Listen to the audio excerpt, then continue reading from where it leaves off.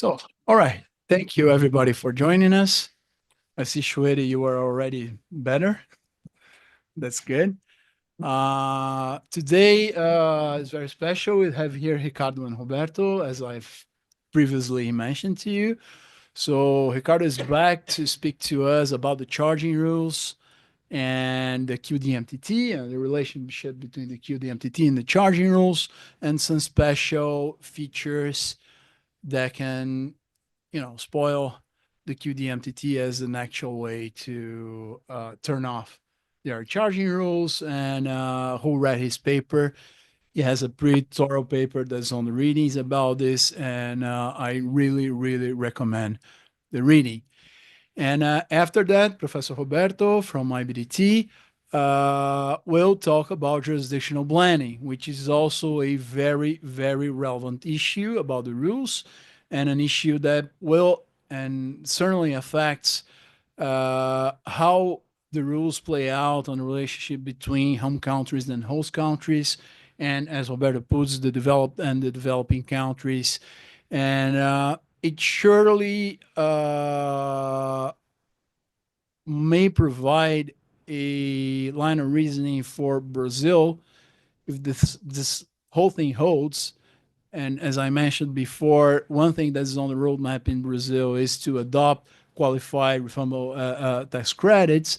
But another thing that we can think of is if blending can act in our favor, since we do have a high statutory tax rate, some favorable regimes, and how can we use that to attract foreign multinationals and to market Brazil as a blending jurisdiction with high tax and low tax regimes, how that can be used in our favor. So again, we have another paper on our readings, which is Roberto's, which I do really, really recommend the reading if you didn't read it already, that deals with jurisdiction blending and how that can play out with the relation between the countries. So without any further ado, we'll start with Ricardo and then we'll go to Roberto. I think that's the logical order. So please, the floor is yours.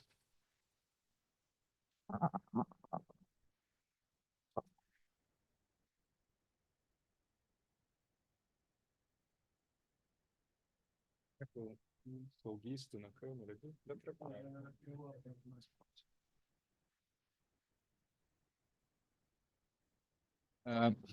So good afternoon. Have you got the slides? I try to circle the slides because there are some examples which I was not sure whether you would be able to read for those here in the class.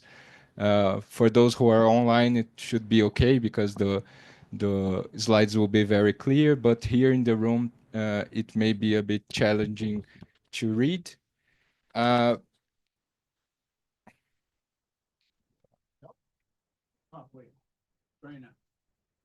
Okay, so I was here on Tuesday and we went through the first 4 steps for the calculation of the top-up tax. And today we're gonna go through step 5. So this part will be a bit more descriptive about how the globe model rules actually work. And then, as we did in the last class, we'll have a second part which will be more theoretical, more dedicated to the discussion of the fundamentals. So we will go through the justification of the IAR, of the UTPR, and of the QDMTT. Okay. So the 5-step approach, we have gone through the identification of the in-scope entities, the calculation of the globe income or loss, the calculation of the adjusted cover taxes, and the calculation of the ETR and the top-up tax. And today we're going to go through the rules related to the imposition and allocation of the top-up tax. Again, there are the 20 sub-steps, as we mentioned, and today we're going to go through these last 4 sub-steps. Okay. That was too much. You have something in between?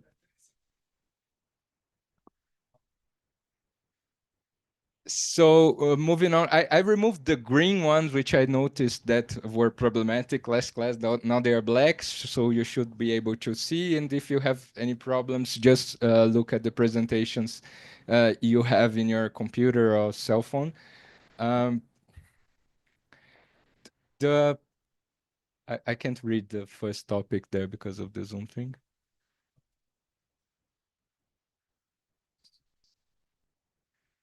So the top Top-down down, approach. yeah. Okay, The you can read it again. the first thing we're gonna do when allocating the top-up tax is to identify the parent entity liable for the top-up tax under the IAR. This is the first step, and for that we use the top-down approach. So the UPE of the M&E group is primarily liable for the top-up tax of all low-tax constituent entities. Uh, Need to go back to. If the UPE is not required to apply an IIR, the top-up tax is imposed on the next intermediate parent entity in the ownership chain that is subject to the IIR. And the intermediate parent entity shall not be subject to the IIR if another one that owns a controlling interest in it is required to apply an IIR. Let's show this with an example. So in this structure, if the jurisdiction from subsidiary A or from entity ACO, if the jurisdiction adopts the globe model rules, so there is no doubt here. ACO is the UPE, so the IIR will be imposed on ACO. That's clear for everyone, okay? But what happens then if the jurisdiction of ACO does not adopt the globe model rules, but the jurisdiction below it adopts it? Who's gonna be charged an IIR here? Any ideas from the audience here? BCO, the other one, BCO2, BCO1. That's the BCO2, only BCO2.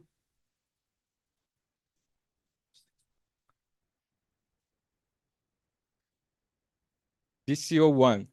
Okay, let's go through the rules.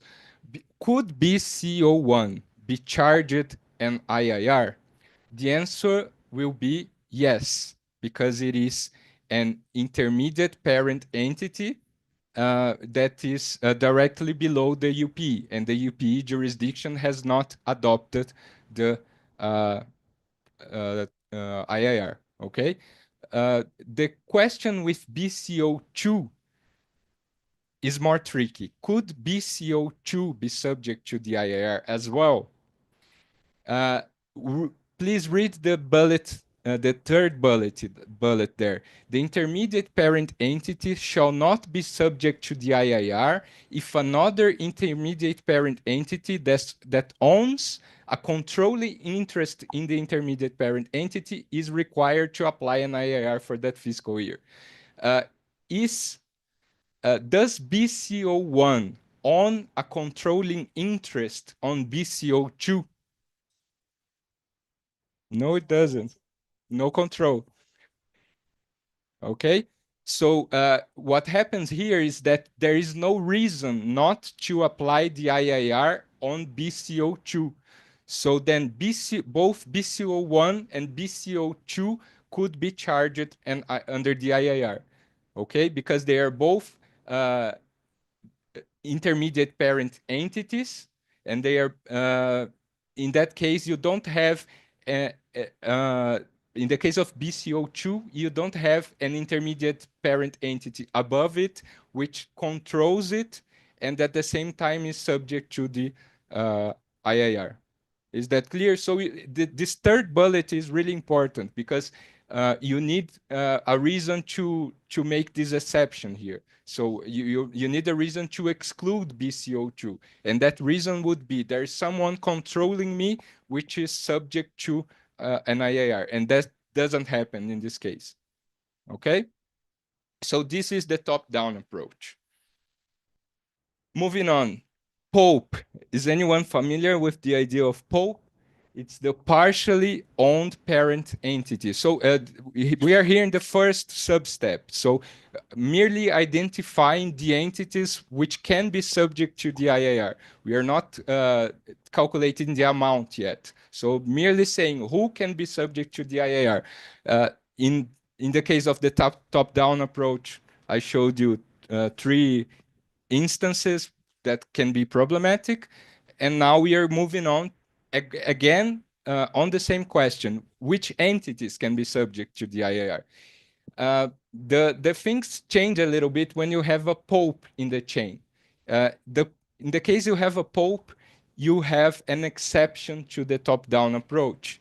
So the pope is defined as a constituent entity other than a UPE, a PE, or investment entity that, one, owns directly or indirectly an ownership interest in another constituent entity of the same M&E group, and two, has more than 20% of its ownership interests held by non-group members.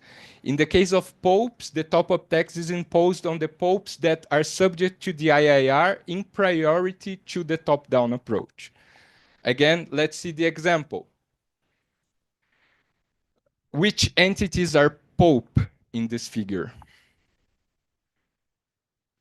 So the BCO is held 60% by ACO and 40% by third parties, and CCO 90% and 10% by third parties, but please note that there is also this indirect relationship in the chain.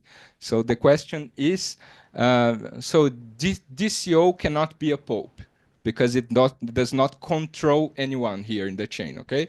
The chain ends here. ACO cannot be a pope. It's not controlled by anyone. So the question is, BCO and CCO, which ones here are popes?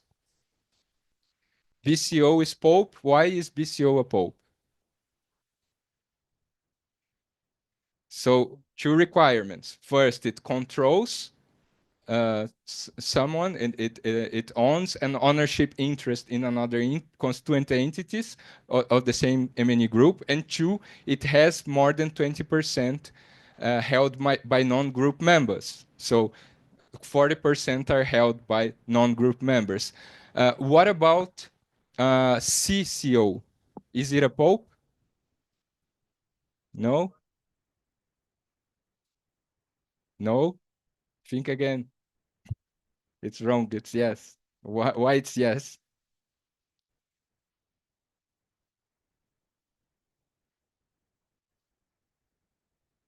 So 40% of BCO are held by third parties.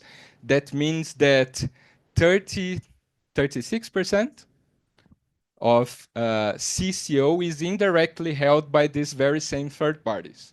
So CCO is also a pope because 10% is directly held by third parties and 36% are indirectly held by third parties. See? It can be tricky.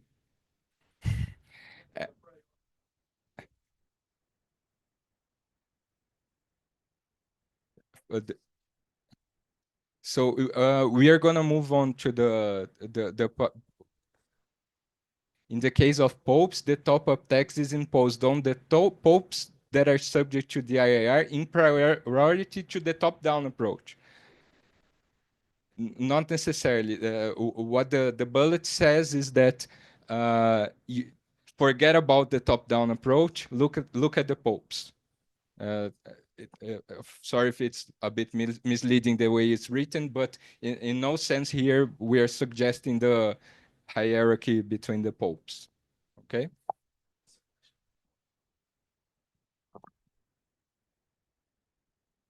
And if the third parties is a company, also subject to Pillar 2 rules, these will apply as well, because here in the example you have a situation in which the third parties are, I don't know, minority, free float, and obviously they are not within the scope of the rules. But if you have a company that is not member of the group, still I have the situation or not? So the important thing here is that it is not in the same M&E group. If it is a part of another M&E group, that's irrelevant for these purposes here. It will still be third parties. It's outside the M&E group. That's what matters. Okay? Any other questions here? Can we move on? So now we know how to identify the entities which will be charged an IIR. Next step is determine the amount of top-up tax paid by the parent entity under the IIR. And now it gets a bit tricky. Perhaps I will need special attention from you here because this calculation may be a bit confusing. So first thing you have to do is to calculate the amount of globe income attributable to ownership interests held by other owners. These other owners may also mean other owners inside the group, okay? So this is different from the idea of third parties that we're discussing until now. It will become clear later, but just focus here on the other owners may also mean other entities inside the group. First calculation. Second calculation, the parent entity's inclusion ratio for the LTC for the fiscal year, and then calculate the allocable share of the top-up tax. I try to use colors here to make clear that each one of these is a different formula. So basically, in order to determine the amount of the IIR of the top-up tax that will be charged on the entity under the IIR, you will need to make a proportion of the ownership held on the LTC. And this calculation of the inclusion ratio is destined at ensuring the calculation of the proposal, the proportion. And the one in purple, the parent entity's allocable share of the top-up tax, is another part of the calculation, which uses this ratio and takes it into consideration. Again, this is for you to have a reference to go to. You can't understand but just by looking at the formulas. That's why we need examples. Here, let's see. Before calculating, determining the amount, which is the object of this slide, let's do something you already know how to do. Top-down approach or pulp? What are we gonna do here?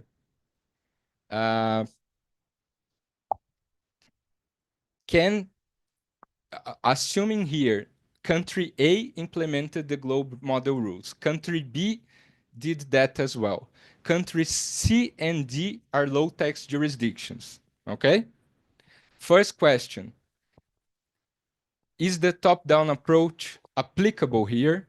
And if yes, in which circumstance? In which particular case of the picture here is the top-down approach applicable? Country B. So BCO, top-down approach. Any other ideas?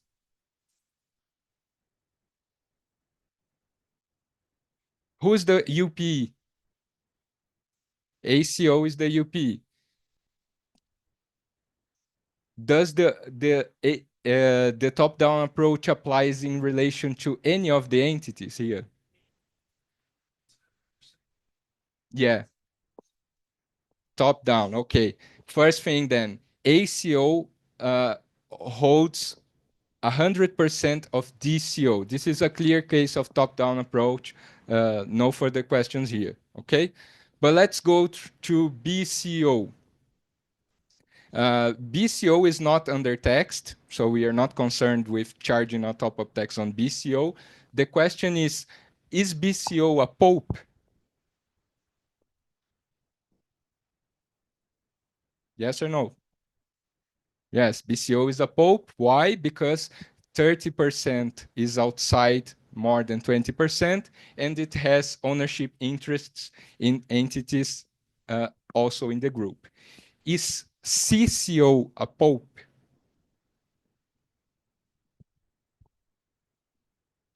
No. Why not? Yes. Why yes?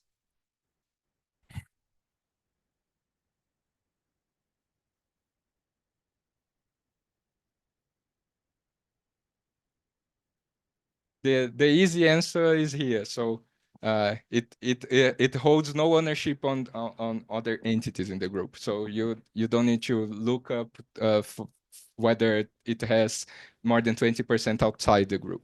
So CCO is not a pulp. So we have two situations here. ACO, due to the top-down approach, may be charged an IIR related to DCO. But ECO also has participation on CCO, and BCO is a pulp. So there may be a conflict here. Uh, because not all of the participation of uh, BCO on CCO is held directly. Okay. Uh, so let's go through the calculations. In the example here, the globe income of DCO is 35,000 and the top-up tax calculated was 500. And for CCO, 20,000 and the top-up tax of 1,000. Let's start with the calculations here. A share in D. What happens here? The uh, amount of globe income attributable to ownership interest held by other owners, it's zero. So it's a wholly owned subsidiary. Okay, this means that the inclusion ratio will be 100%. So how much of the allocable share of the top-up tax do we have? 500. So the full 500 of top-up tax of DCO will be charged on ACO. Okay. Another calculation is B's share in C. So B in C, that's what we are calculating here. What's the percentage held by other owners in this case? As I mentioned, other owners here means not only the third parties, but also ACO. For the purpose of what we are calculating here, this 70% is also other owners. Okay? So the calculation will look like this. There's 10% held by minority shareholders and 70% by the UPE. This will reduce the inclusion ratio to 20%.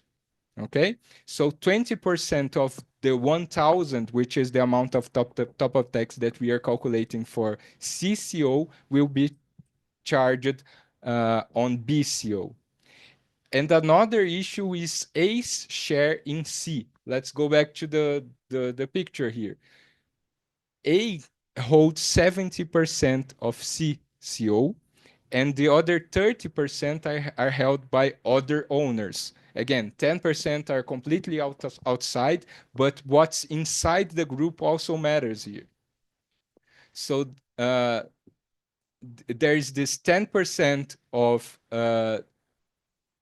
the minority owners and 6% also by the indirect relationship here. So the 6% comes from the 20% times 30%, okay? Otherwise, you would calculate, you make a double calculation because ACO participates on BCO. So it's 10% plus 30% times 20. And that's how you get to this 16%. So the inclusion ratio will be the remaining 84%. And here, you will have an issue of double taxation because I told you that the top-up tax of CCO is 1,000. But if you, please click the, if you sum 200 with 840, so it's more than the 1,000. There's an issue of double taxation. So in step 2, you don't solve this double taxation problem. It will be done in sub-step 3. Okay? So what we need you to understand right now is this complicated calculation. And I advise you to use the complicated way, because here you can say, okay, it's just, you just subtract what's other parts participation and the calculation will be easier. You overcomplicate it. It should not be necessary to do it like this. But if you have a more complex M&E group with UTPRs being applied and everything else, you will get the calculations wrong if you simplify. So there is a reason why they made this complicated like this, and it's a cake recipe.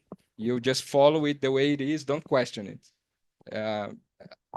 Of course, if you are in a position where you fully dominate the rules, maybe you can find shortcuts, but I wouldn't. Okay, any questions here? So moving on now to step 3. So determination of the amount of the top-up tax paid by the parent entity under the IAR. There is an offset mechanism. So now we are going to solve the double taxation issue which we raised there.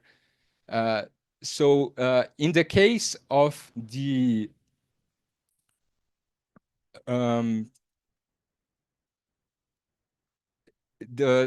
look at the third line. So the allocable share of D was 500. The amount that was allocated to entities in the group was 500. So A charged fully the 500. So there is no issue of double taxation. Double taxation arised in the case of the first line, where you had 1,000 of top-up tax to charge, and at the end of the day, you charged 1,140. The offset mechanism of Article 2.3 requires you to offset the higher entity in the chain to offset the amount paid by the entity below. So in the example here, BCO paid the amount corresponding to 14% of indirect participation, and ACO shall offset.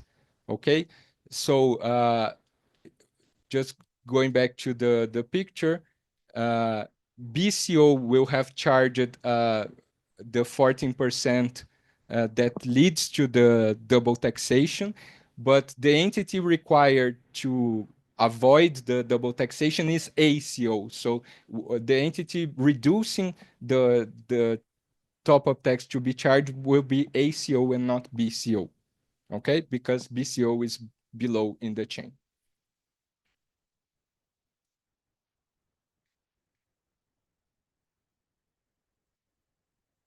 So this was the IAR, okay?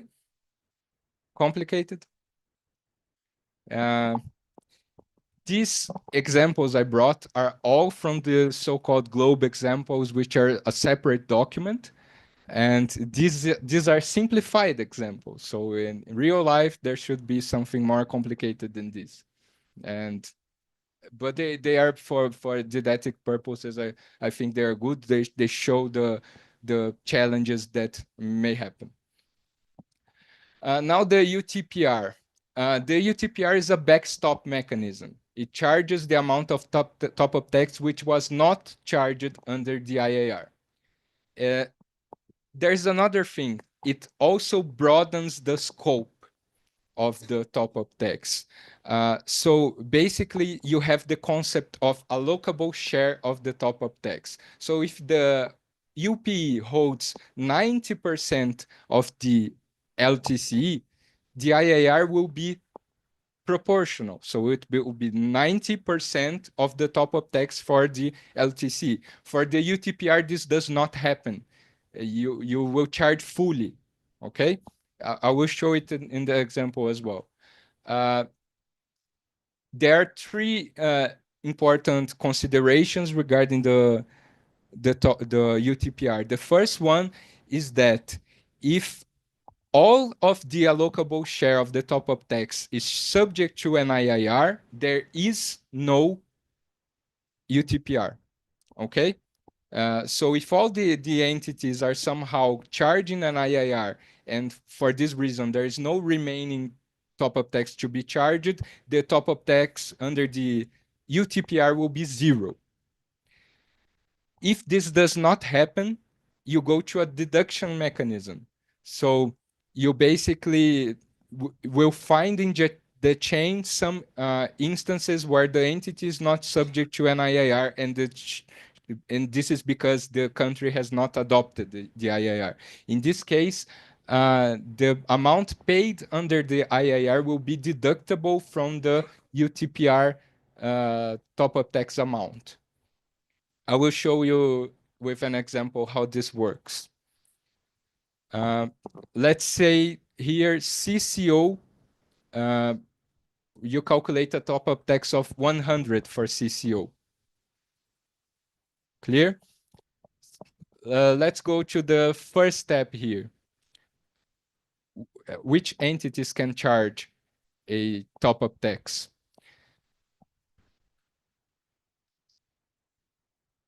Jurisdiction A has not adopted the globe model rules. Okay, so A does not charge anything. What happens then? You don't have a pope here. No, we don't. What do we do if ACO is not subject to the IAR and you don't have a pope?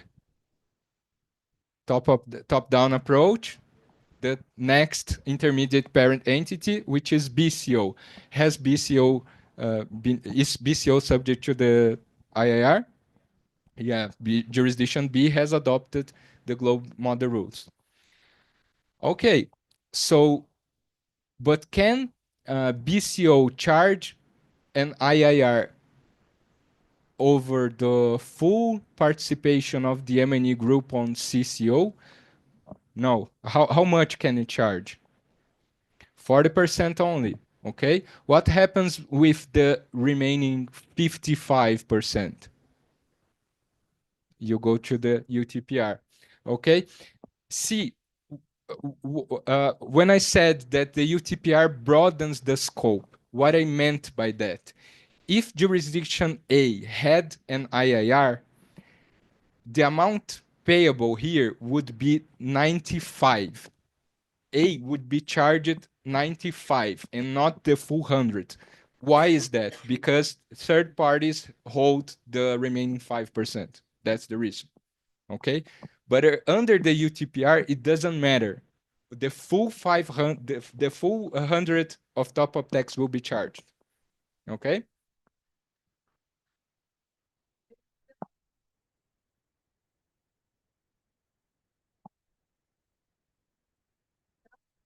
No, like the discussion with the first lady about the consolidation, the company that was a public one, it's the same situation, no?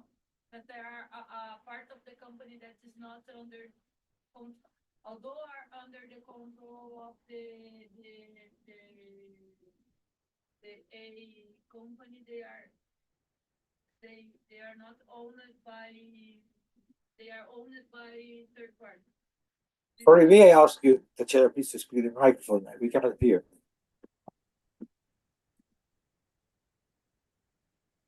The example of the company from Chupatinhas, I don't know in English. When I think in the second or third version of the example, when you divide the company that they are controlled by Chupatinhas, but the company was a public company and there was a participation of third parties, that was the discussion that the third party will be affected. It's the same situation, no? No, there's an important difference here. In the example of Scrooge's McDuck, uh, the minority shareholders, they were in DCO. They were not in the CCO, which is the LTC. And that changes completely the picture. Uh, because in this case, where the minority shareholders, they participate directly in the LTC, the globe model rules, they do nothing against it. So the minority shareholders, they will not be subject to the top-up tax under the IIR. But under the UTPR, they will also be economically burdened. Okay? uh, Assuming that there will be some form of compensation, because see, the 5% on CCO here. Uh, we need to first finalize the example. What will happen here is that the full top-up tax uh, will be charged of 100, meaning that 40% of it, meaning 40, will be charged on BCO, and the remaining 60 will be charged on DCO. Okay? So the M&E group will be paying 5, which economically benefits third parties. So 5 of that is not related to the group participation on the entity, but rather on the minority shareholder. That's another distortion, perhaps, of the system in this case. Is the difference clear? And so the total UTPR top-up tax is 100. BCO pays 40 under the IAR. ACO is not subject to the IAR because the jurisdiction has not adopted the rules. So DCO is subject to the UTPR and shall deduct the amount of IIR paid by BCO. So the total top-up tax amount for the UTPR will be 100, and you deduct the 40 already paid by BCO. Okay? Now, no further complications here. Uh, One question, what happens, in my example, I only have one entity subject to the UTPR. What happens if there are two?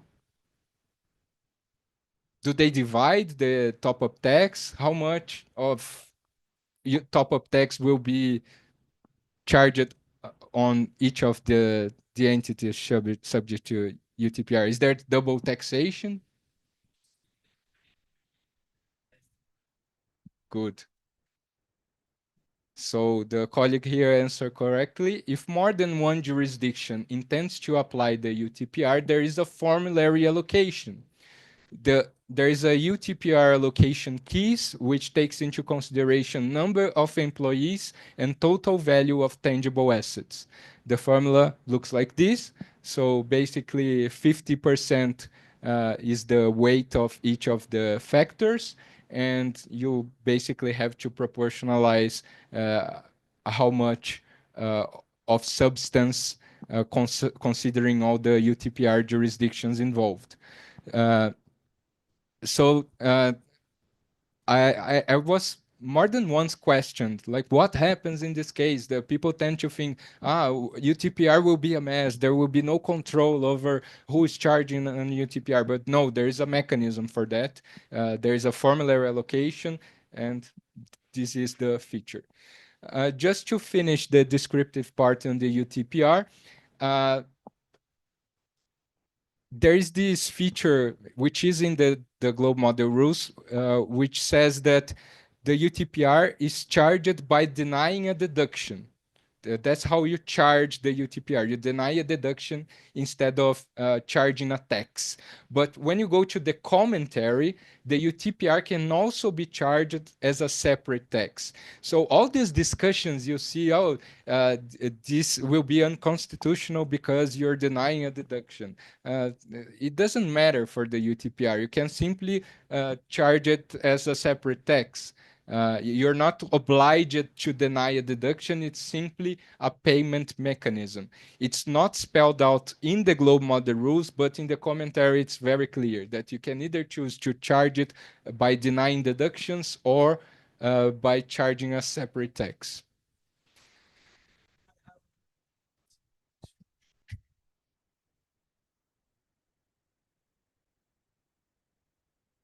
If I have an employee that works for both of the companies, and is there any calculation that I should make in order to identify whether, or you just look to the payroll and So I did not go into this detail, but the relevant concept is payroll. So I assume that Paula, uh, it's not so low. Need to come closer.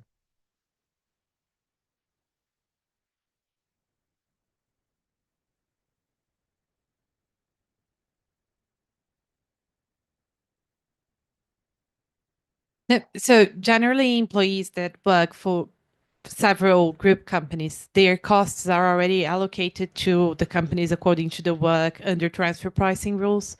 So you simply consider the cost allocated as to how much you can count towards one or the other, because the criteria is very similar. It's not identical, but it's very similar to the substance-based exclusion rule. So I would assume you actually apply the same logic there.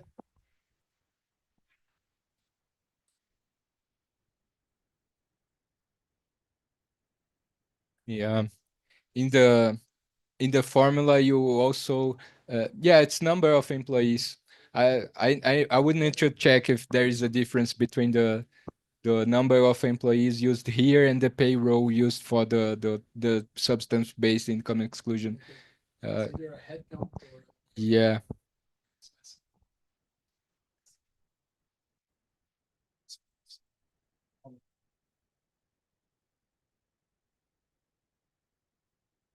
Yeah, so that was the descriptive part. I'm sorry if it was too heavy. It's not my fault. Um, I tried my best. Now let's make it more theoretical, perhaps. How minute? How much time do we have? 1 hour. Okay. Sorry, can I just ask a question before we go to the theoretical part? I don't know if you intend to address the joint venture. No? Okay. No, I'm just in the IIR, if you have a JV, in the definition of the globe rules, you do the calculation separately and you exclude all the values from the group, right? Or I don't know, what is the rule? So there's a special treatment for joint ventures. In the globe model rules, they use the expression JV and JV subsidiaries. So basically, the JV is the entity that's controlled 50-50, and the JV subsidiaries are the ones controlled by it. And you treat it basically as a separate group. So the ETR, the cover taxes, everything is calculated separately, and there are mechanisms to allocate the IIR from the JV on the other entities of the group. But it's very detailed and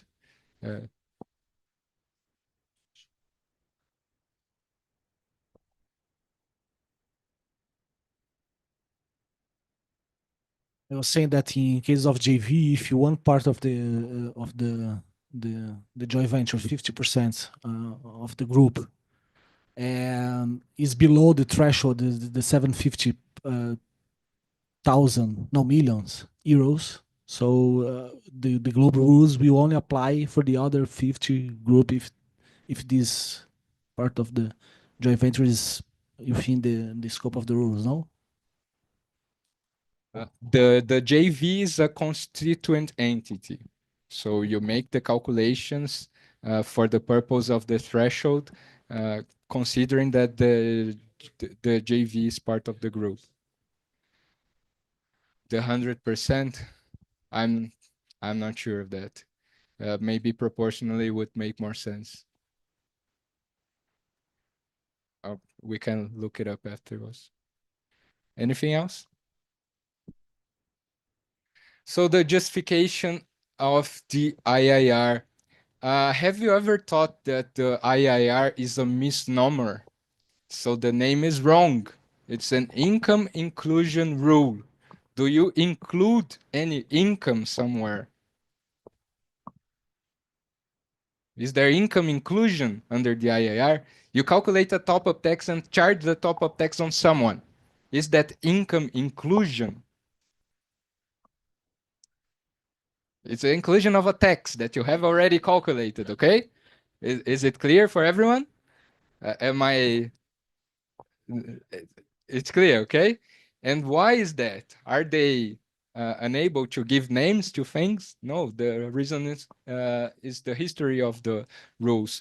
So the public consultation document from 2019 described the IIR as a rule requiring a shareholder in a corporation to bring into account a proportionate share of the income of that corporation. So basically, if the minimum rate was not met, the rule would be intended to supplement a jurisdiction's CFC rules. That was the initial idea. So in 2019, they were saying, okay, we are going to supplement CFC rules with this IIR, which will be the income inclusion rule. Will require the shareholder to bring a proportionate share of the income to the corporation. It was income inclusion, okay?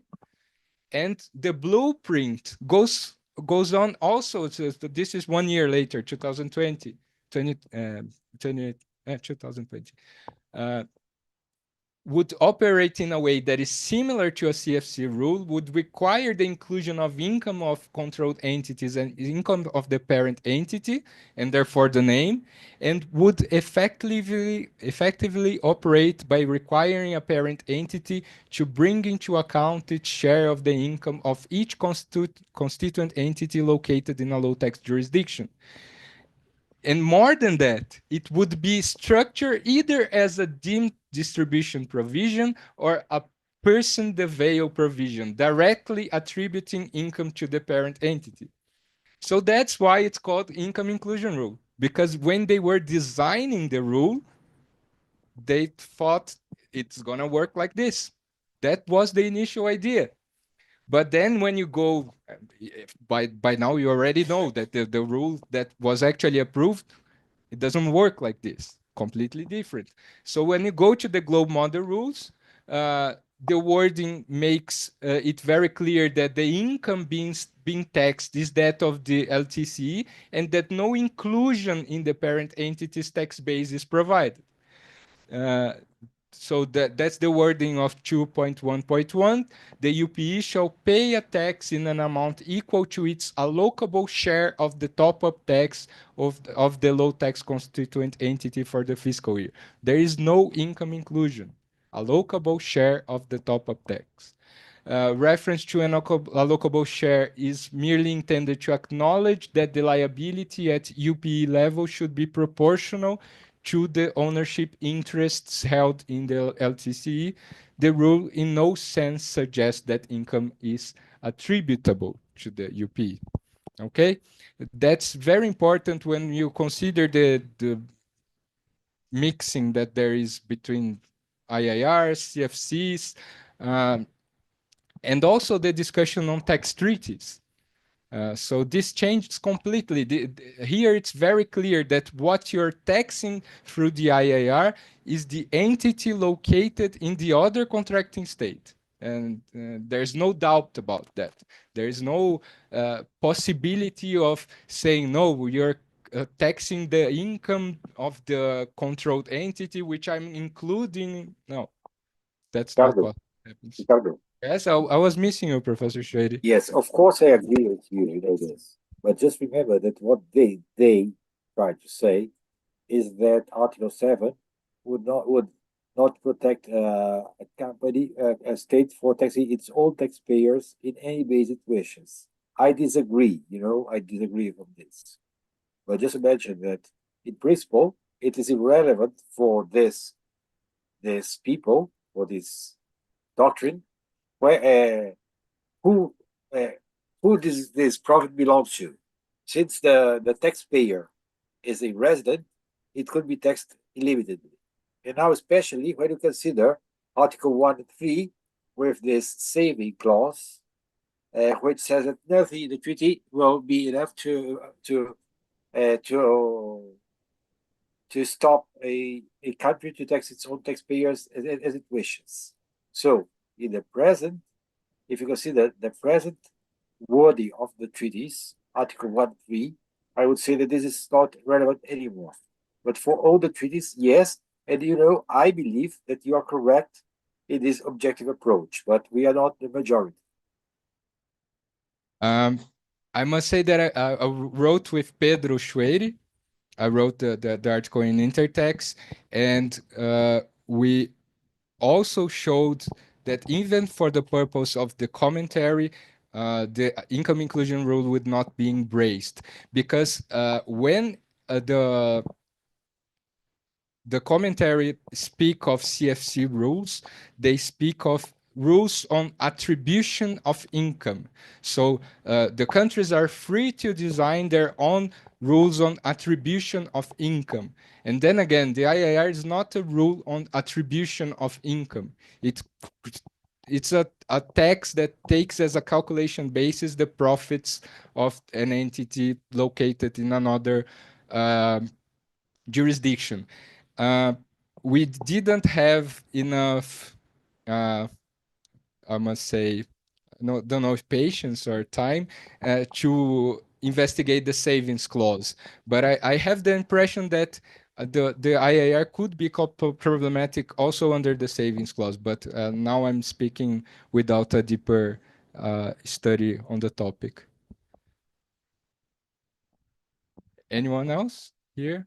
This part should be more debate, so please feel free. Just to circle back to the number of employees thing, it's on the commentaries. It's number of employees, not value of payroll. So that needs to be differentiated for when the SBI is calculated.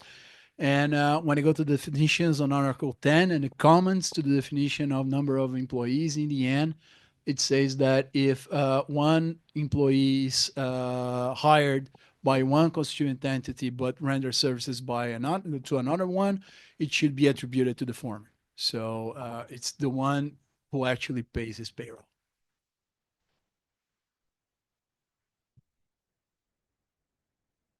Okay.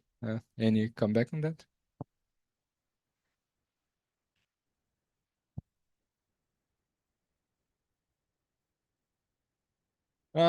So this one may be controversial.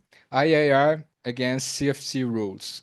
So the income inclusion rule is not designed to deal with the abuse of a domestic system. What I mean by that, when you design a CFC rule, you are saying, okay, this income whose taxation you are deferring should be taxed here.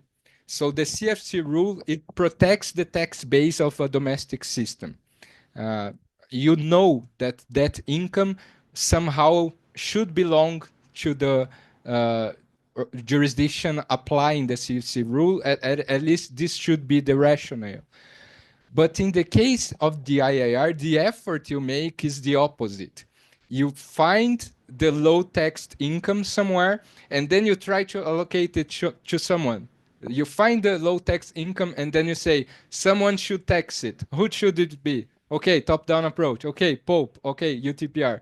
It doesn't matter. You don't know the system you are protecting. In the IIR, you are protecting the tax competition environment. So you're creating, enforcing floor to tax competition. The logic is completely different from the logic of the CFC rule. Okay?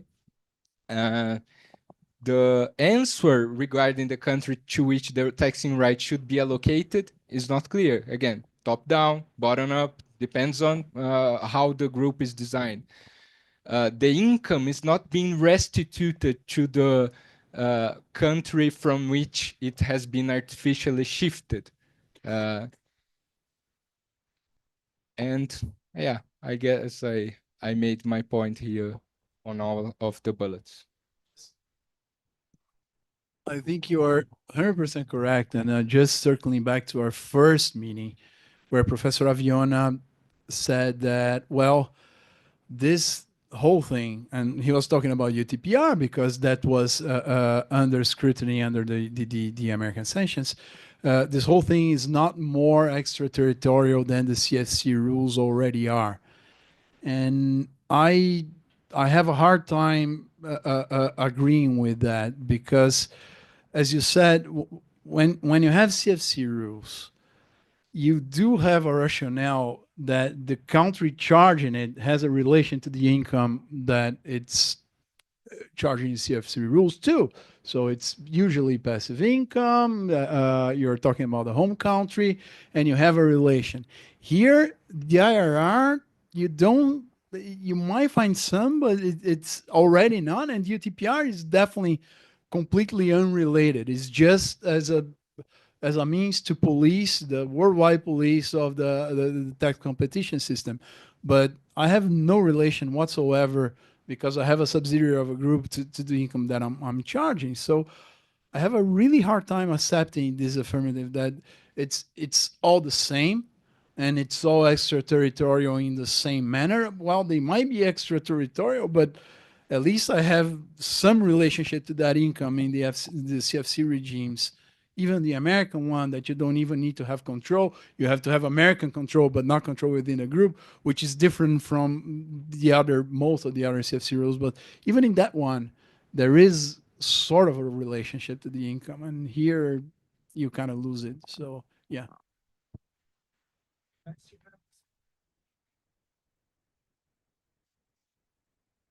For the United States, you have the saving clause. I think that discussion under the OECD is a bit different because, in, in my view, discussing with you, under the OECD rules, you need the control in order to this rule be considered a truly CFC rule, which is not the case of IIR, because IIR you don't need control. So you have very different discussions here. But in practice, you think that Article 7 prevents the application of IIR. Okay.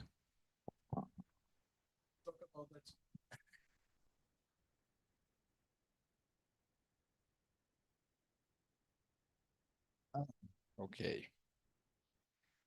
So any more ideas here? Uh, Just a point. When well, the policy rationale is completely different when we analyze the IIR and the CFC, because when you look at the CFC, you're still thinking about capital export neutrality.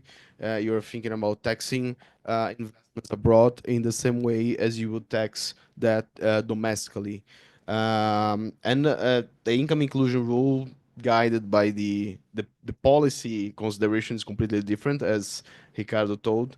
It is to establish really a floor for tax competition. So let's here the deal is 15% of ETR, and that's what we are going to respect. This is not capital export neutrality, because capital export neutrality leads to an idea of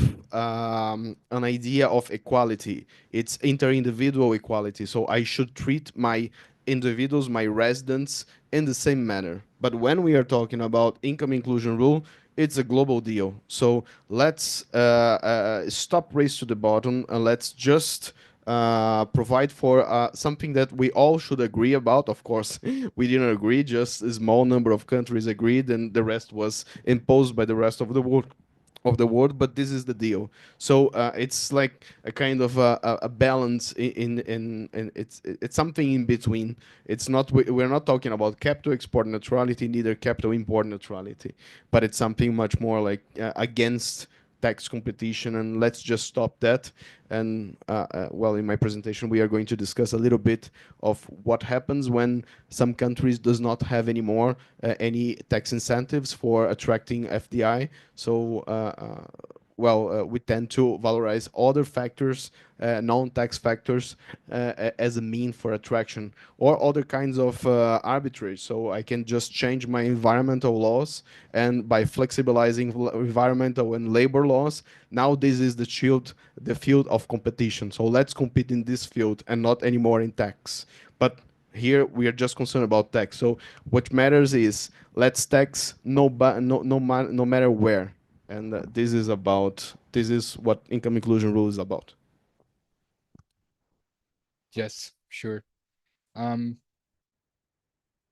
Now, the main conclusion of this slide is that there is some arbitrary allocation when the IAR is considered.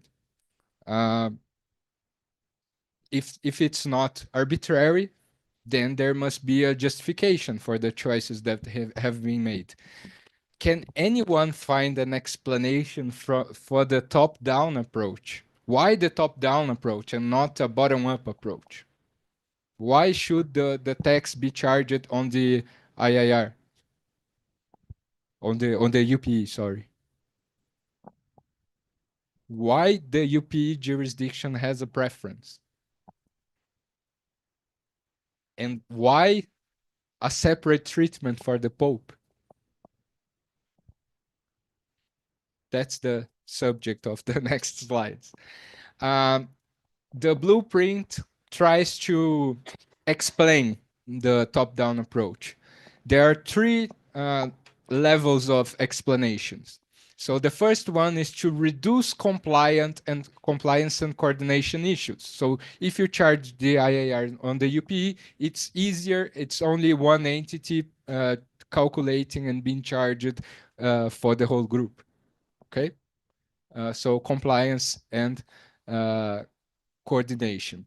The second is the use of a single account standard would be more feasible in this case.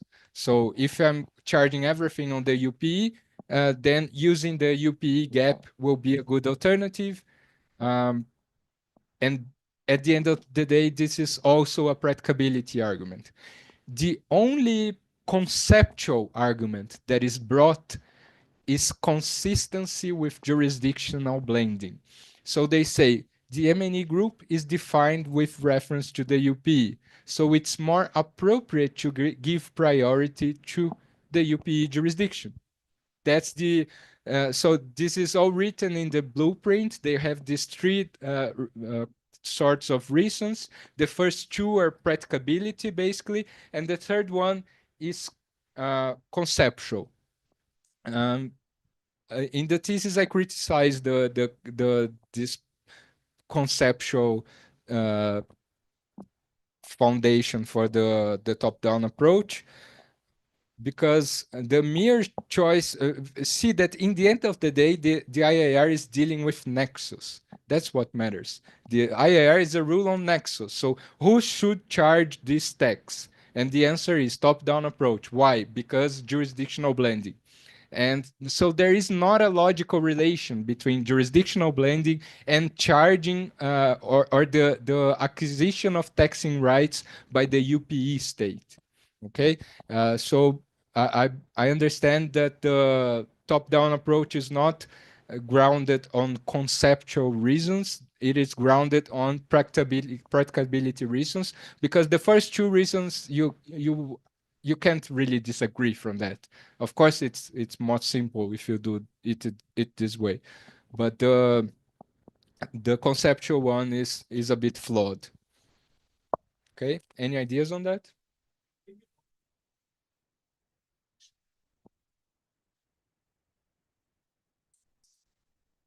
Saying that in the end of the day, these European countries want to tax the IIR, and so maybe this is not to level the playing field, but also uh, uh, to collect money from these companies.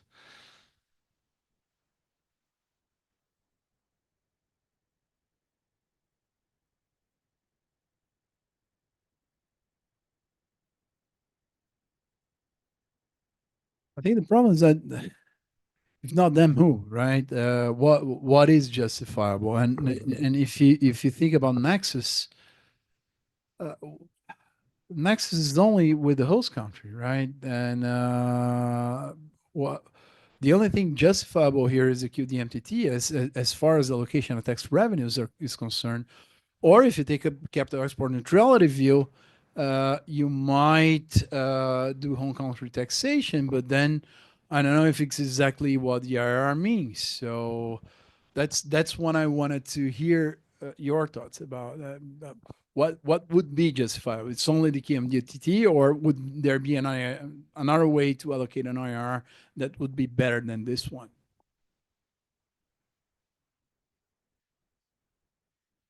Yeah, I may be happy with the practicability justification, but I just can't agree with the conceptual one. I don't think there is any connection between jurisdictional blending and top-down approach. This is a bit far-fetched. But the practicability one is okay. The question is whether we accept it, where there are other reasons that have more weight here that should be considered. No, I was just a guess. I was just thinking about like the same rules that applies for accounting for consolidated balance.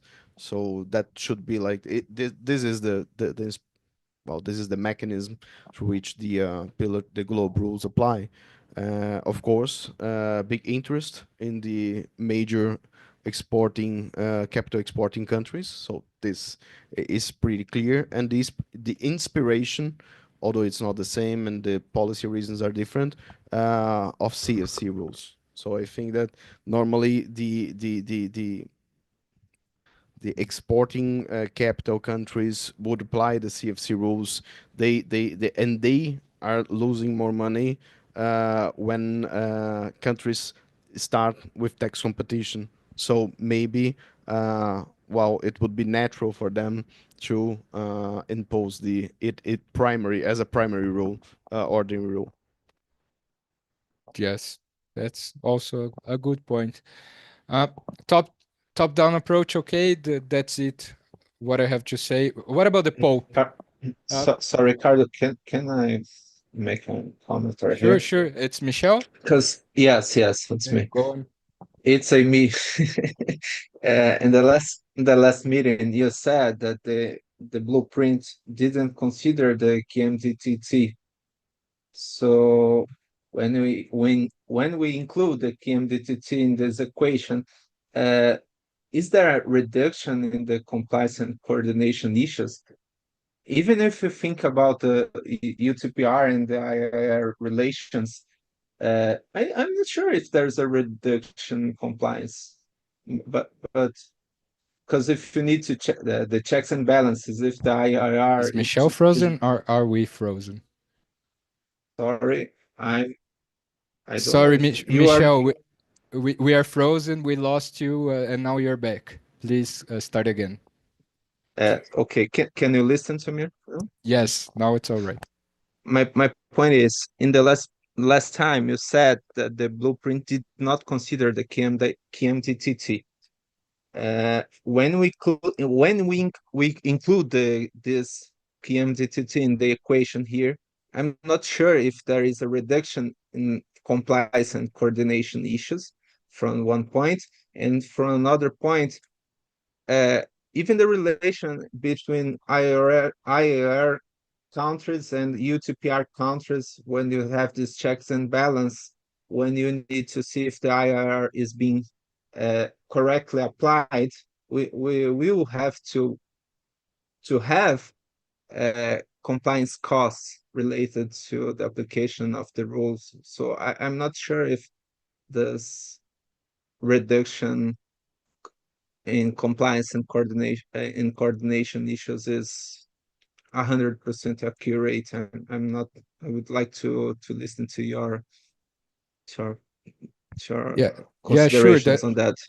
That's a great question, Michelle, because the QD entity changes the landscape entirely.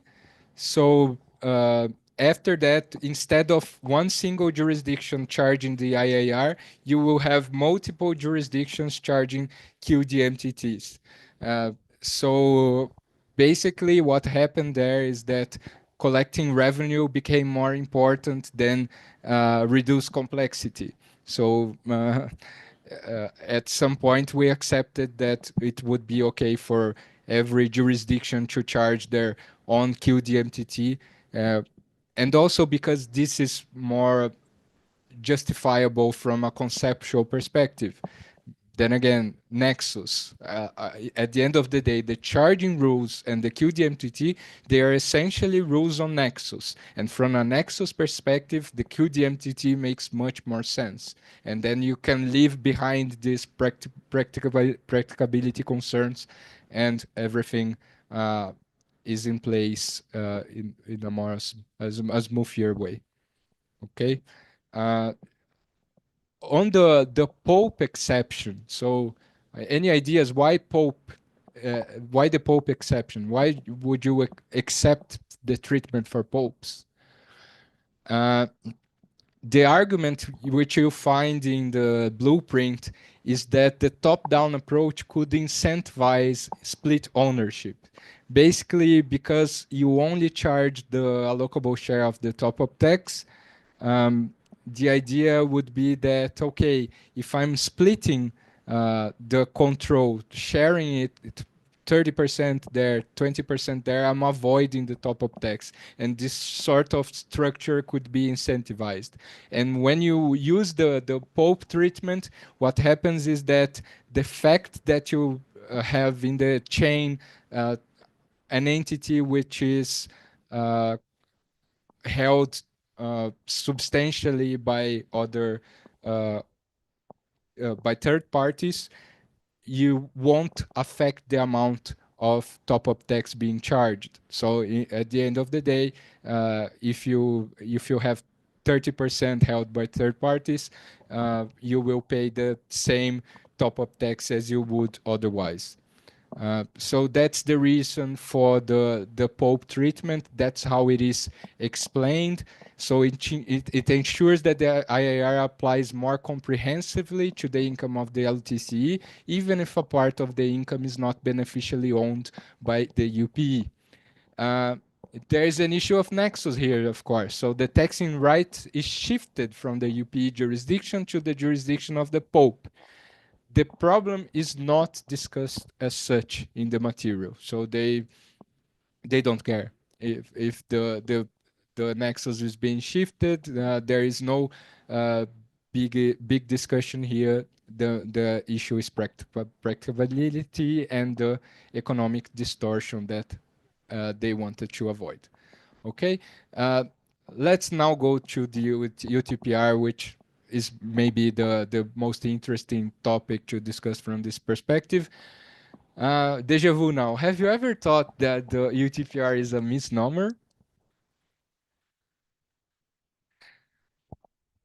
Um, what does UTPR mean? Under text payments rule, and now some say under text profits rule.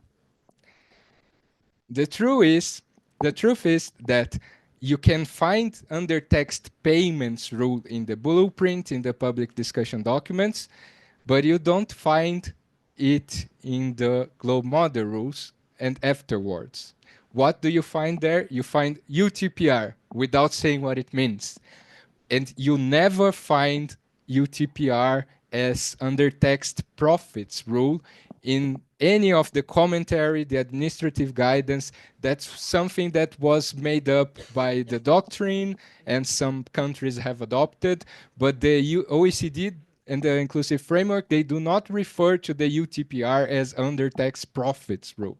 Okay, so if you look up globe model rules, UTPR, you don't know the meaning of UTPR. It's not spelled out. You look up the commentary, you don't know the meaning of UTPR. There is a glossary of acronyms, and UTPR is not there. So there is no explanation for what UTPR means. And the reason for that is very clear. They were a bit shy about calling it the original name. So again, go to the public consultation document. What's the UTPR? It's a tax on base eroding payments that complements the income inclusion rule by allowing a source jurisdiction to protect itself from the risk of base eroding payments. And then the blueprint. Expected to deny a deduction or impose source-based taxation for a payment to a related party if that payment was not subject to tax at the minimum rate. Policy rationale would be to protect jurisdictions against base erosion through intragroup payments. Intention of reconciling the charging rule with the separate entity approach. I have several pages on the old UTPR in the thesis if you're interested. I described the whole treatment, how it was supposed to operate. They wanted to make something which was compatible with the idea of the separate entity approach. Perhaps they wanted to avoid this extraterritoriality argument that we see now. But what they came up was with a design that had a flawed narrative and that was really complicated. The old UTPR is even more complicated than the actual one. Okay? And then when you look at the UTPR in the global model rules, it has nothing to do with payments. That's why they had to even change the name or not use the name at all. They do not clarify the meaning of the acronym. There is no reference to any intragroup payments, and the intention of reconciling the rule with the separate entity approach has been completely abandoned. So what is the UTPR? You calculate the top-up tax, you try to charge it under the IIR. If you fail, UTPR. That's what the UTPR is. The exemption and deduction mechanisms I already explained to you, but let's try to justify the UTPR. The structure is that it supplements the IIR, and the country charging the top-up tax will be neither the residence nor the source state of the relevant income. That's what looks problematic for international tax lawyers. So you want someone to tax the income, and this someone is neither the residence nor the source state. How do you explain this nexus? Under the UTPR, the top-up tax is allocated among members of the MNE group based on each constituent entity's proportionate share of the net book value of tangible assets and the number of employees of the MNE group.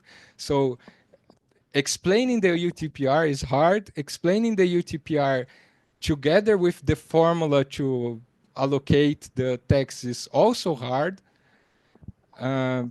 So how do we explain the UTPR from a legal perspective? Anti-abuse justification, and perhaps was the class with the Professor Christians already, or is it's coming, so you can ask her. She wrote an article in which she contends that the UTPR can be understood as calling for tax veal person by pushing down income that under the agreed framework should have been taxed in the hands of the upstream company.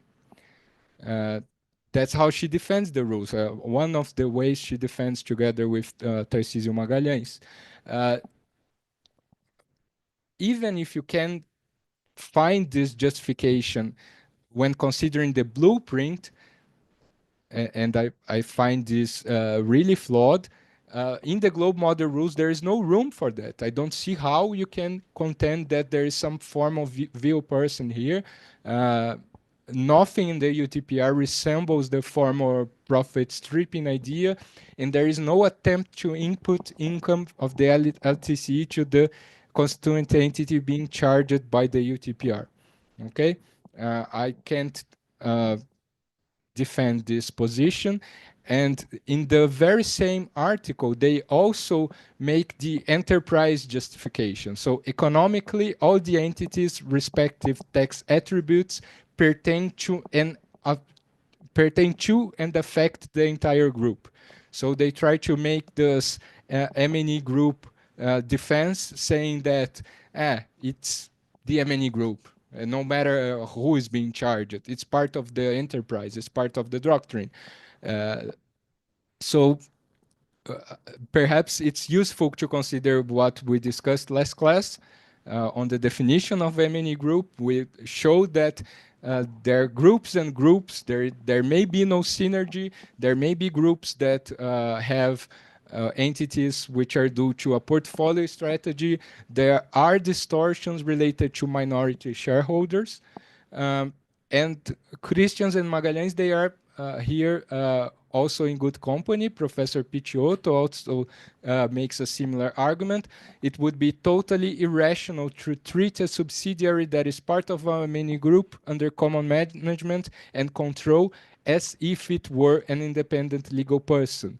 Globe adopts a unitary approach to the taxation of M&Es. And I say, no, it doesn't. And Gustavo wants to agree with me. No, please agree.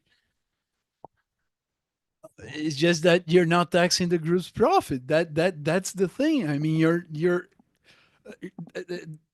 putting it into little boxes in different countries. I might have a loss in one country that will not compensate with the profit of the other. So why there's no group blending? That's the thing. If you're gonna tax one group's profit and you're gonna do formula apportionment between the countries that the group act on, I would totally agree with that. I would say there's an axis, and I'm taking a group as the entity and not the subsidiaries individually. I'm all for that, but the issue here is that I'm not taking the group's profit. And if you do formally apportionment of a group and one jurisdiction taxes less than 15%, and then I allocate to the other jurisdiction because, well, somebody has to tax that, and I find a second best candidate to that tax, I would even accept that. But the problem is that I don't look at the group profit. I look at the jurisdiction profit. I say, well, this is under tax, and then I reallocate it, even if the group has a loss. So you use group taxation justification to justify that. That is weird because you're not taxing the group's profit. So, and well, I need to do that because I need to target the low tax jurisdiction. Oh, well, but you're not taking into account the rest of the group. So you either go all the way to taxing the group and formally apportion through jurisdictions the profit of the group, or you do a separate entity approach. But then you cannot use the group as a justification for that. That's the thing that doesn't glue true. I don't know if that's where you're getting at, but that's why I don't accept this. I completely agree with Gustavo. We are not aiming at the group as a whole and only the profits of the entity which is low tax. So it's a separate entity approach and not a group approach.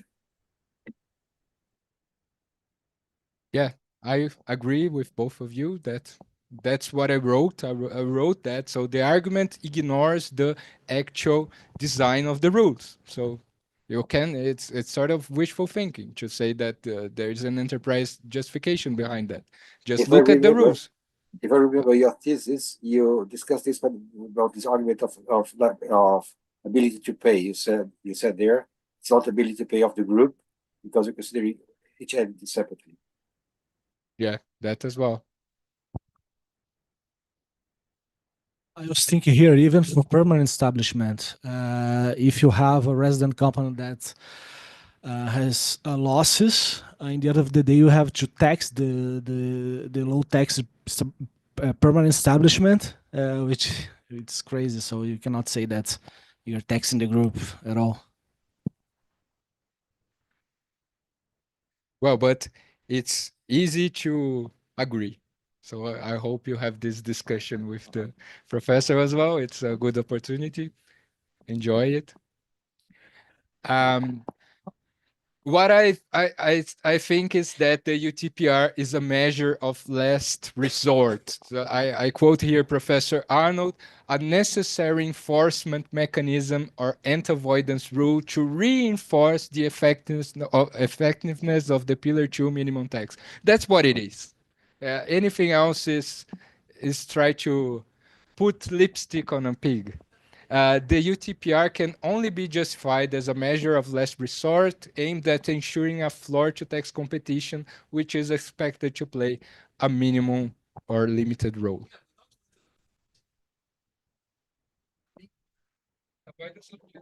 Yeah, as a for the tax competition, so the whole thing is meant to be the world police, to be the 15% police. And okay, we can accept that as it is, but the avoidance, the anti-avoidance rule, I even that one I don't buy it, because what exactly are you doing as far as anti-avoidance is concerned? You have to jump a lot of steps to say, well, I'm doing this because then I'll avoid profit shifting to low tax jurisdiction, and this is a kind of anti-avoidance. So this is an anti-avoidance rule. Well, but so are 10,000 other ones that don't do this whole mass. So it's you either coming to terms that there's a world police right now to curb tax competition, or there's no justification to that. Yeah, I believe we need to build a separate justification. You need to accept that enforcing the floor to tax competition is a justification. Other than that, there is no way to make it beautiful. Uh, so it has this important function of incentivizing states to adopt the IAR. See that even the tax base will be broadened if you apply the UTPR. They don't want you to apply the UTPR. They want a system now with the QDMTT, where QDMTTs are being applied, at best enforced by IARs, but ideally there would be no UTPR in force. It's a mechanism to give some insurance to countries to adopt IARs, because the risk of IAR is tax inversion. If you adopt IAR and no one else does, companies will fly. That's the concern. Or should, could. Uh, Many variables here, but the UTPR is a mechanism to ensure states adopting the IAR that there is no risk of tax inversion. You're not uh, making your tax system less competitive than the whole world already is. That should be the idea behind the UTPR. And the question then becomes, what if the UTPR does not survive? So will the whole pillar go to be destroyed or something? And of course, the discussion. You have the discussion with Professor Aviona, the claims in the US that the UTPR is extraterritorial, the proposal to retaliate its adoption. Uh, so the question could then be, does Pillar 2 survive without the UTPR? Uh, and the questions here are, will the US in fact retaliate? Will the retaliation lead to the abandonment of the UTPRs? Will the abandonment of UTPR lead to the abandonment of IIRs? That's the third one is the big question, I would say. How long will it take for countries in Europe to decide, okay, now I'm too uncompetitive, I'm leaving this behind? Will it take a few tax inversions? Will it take a bit of complaining by the companies? So even if this happens, perhaps the timing is also important. And then if this happens, in which moment would QDMTTs also be left aside? So it's a castle of cards, it's a house of cards. So uh, the question is, what is going to happen if you take this UTPR card out? Any ideas on that?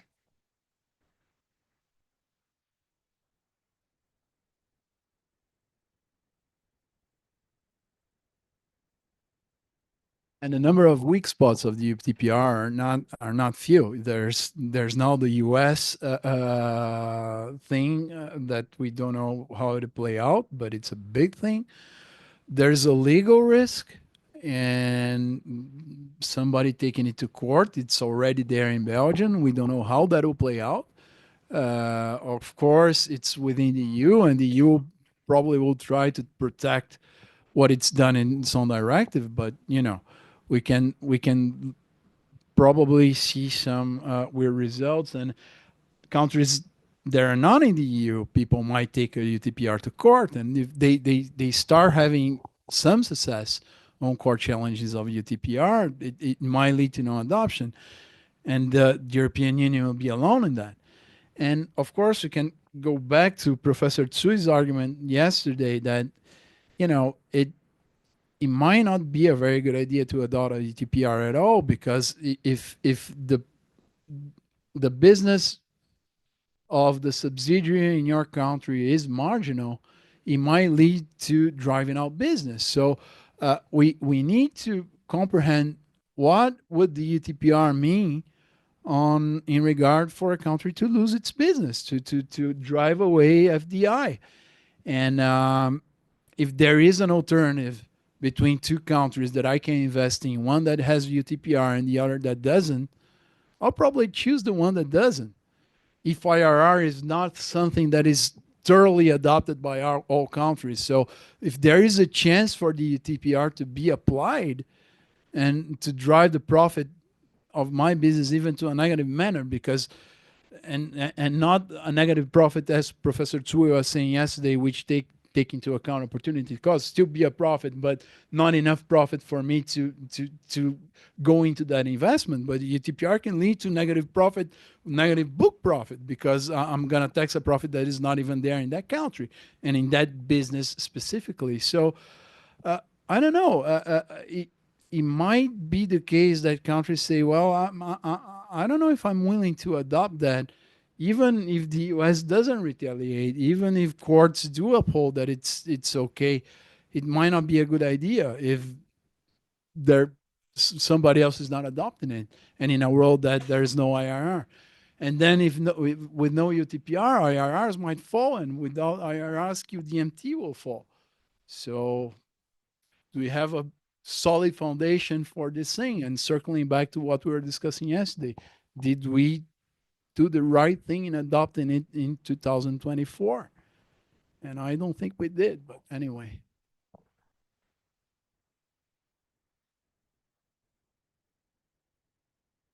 And finally, and the last question, will there be new ideas due to the US leaving the project?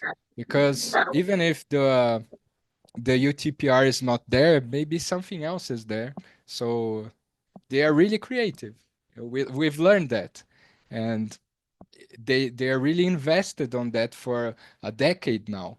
And it's somehow shameful that if this fails, was a lot of money there. So yeah, so I don't think that the inclusive framework will just give up the whole project and accept that this will happen like this.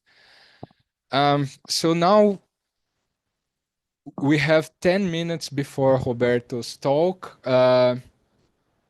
Should I rush through this in 10 minutes? Should we pause? I don't want to get into his time.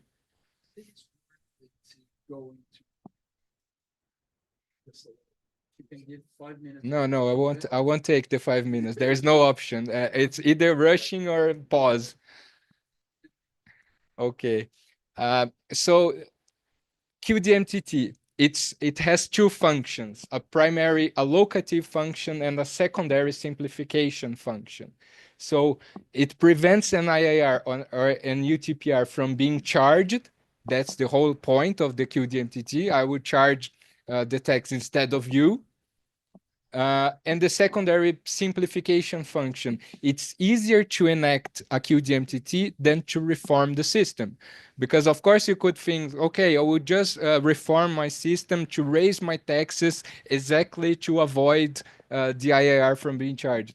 This would be really complicated to do. You wouldn't do it perfectly. So the QDMTT has these two functions. It has no other function. It should have no other function. It should not be used as a tax collection mechanism because it's a terrible tax. You don't know how it burdens enterprises and people. If the goal is to collect more revenue, use other means. So the QDMTT is just justified as long as you're pursuing this primary allocative function and the secondary simplification one. So the QDMTT has this idea that it should be tailored to neutralize IIRs and UTPRs in the simplest possible way, because below the floor, if you tax below the floor, you're just giving away tax revenue. If you go above the floor, you are just being less competitive with no need. Okay, so there is this sweet spot where you should aim at. Uh, in other words, this should be a soak-up tax. Soak-up tax, meaning that would only be charged to the extent that another tax would be charged anyway. When adopting it, countries should reject peculiarities. In the article, I was against the use of local gaps, but that's not happened in Brazil. And the enforcement synergies using the global information return should be created. In the article, I I already pointed that out, and that's being done. So you have the report from January now, and that's it. But there are concerns that under the administrative guidance, it's not a soak-up tax, so the charge you need to make under the QDMTT is higher than than what would be done under the IIR.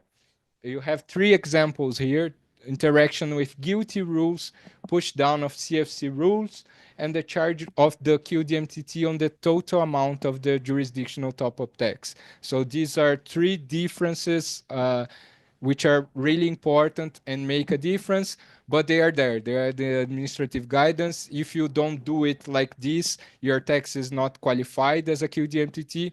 And when tax authorities here in Brazil during the discussion said that, okay, what can we do? There is nothing much to answer to that. Okay. This you have perhaps already seen. It's an example of how the jurisdictional top-up tax under the IIR is charged only on the 60%, but on the QDMTT, it should be charged on the full 100.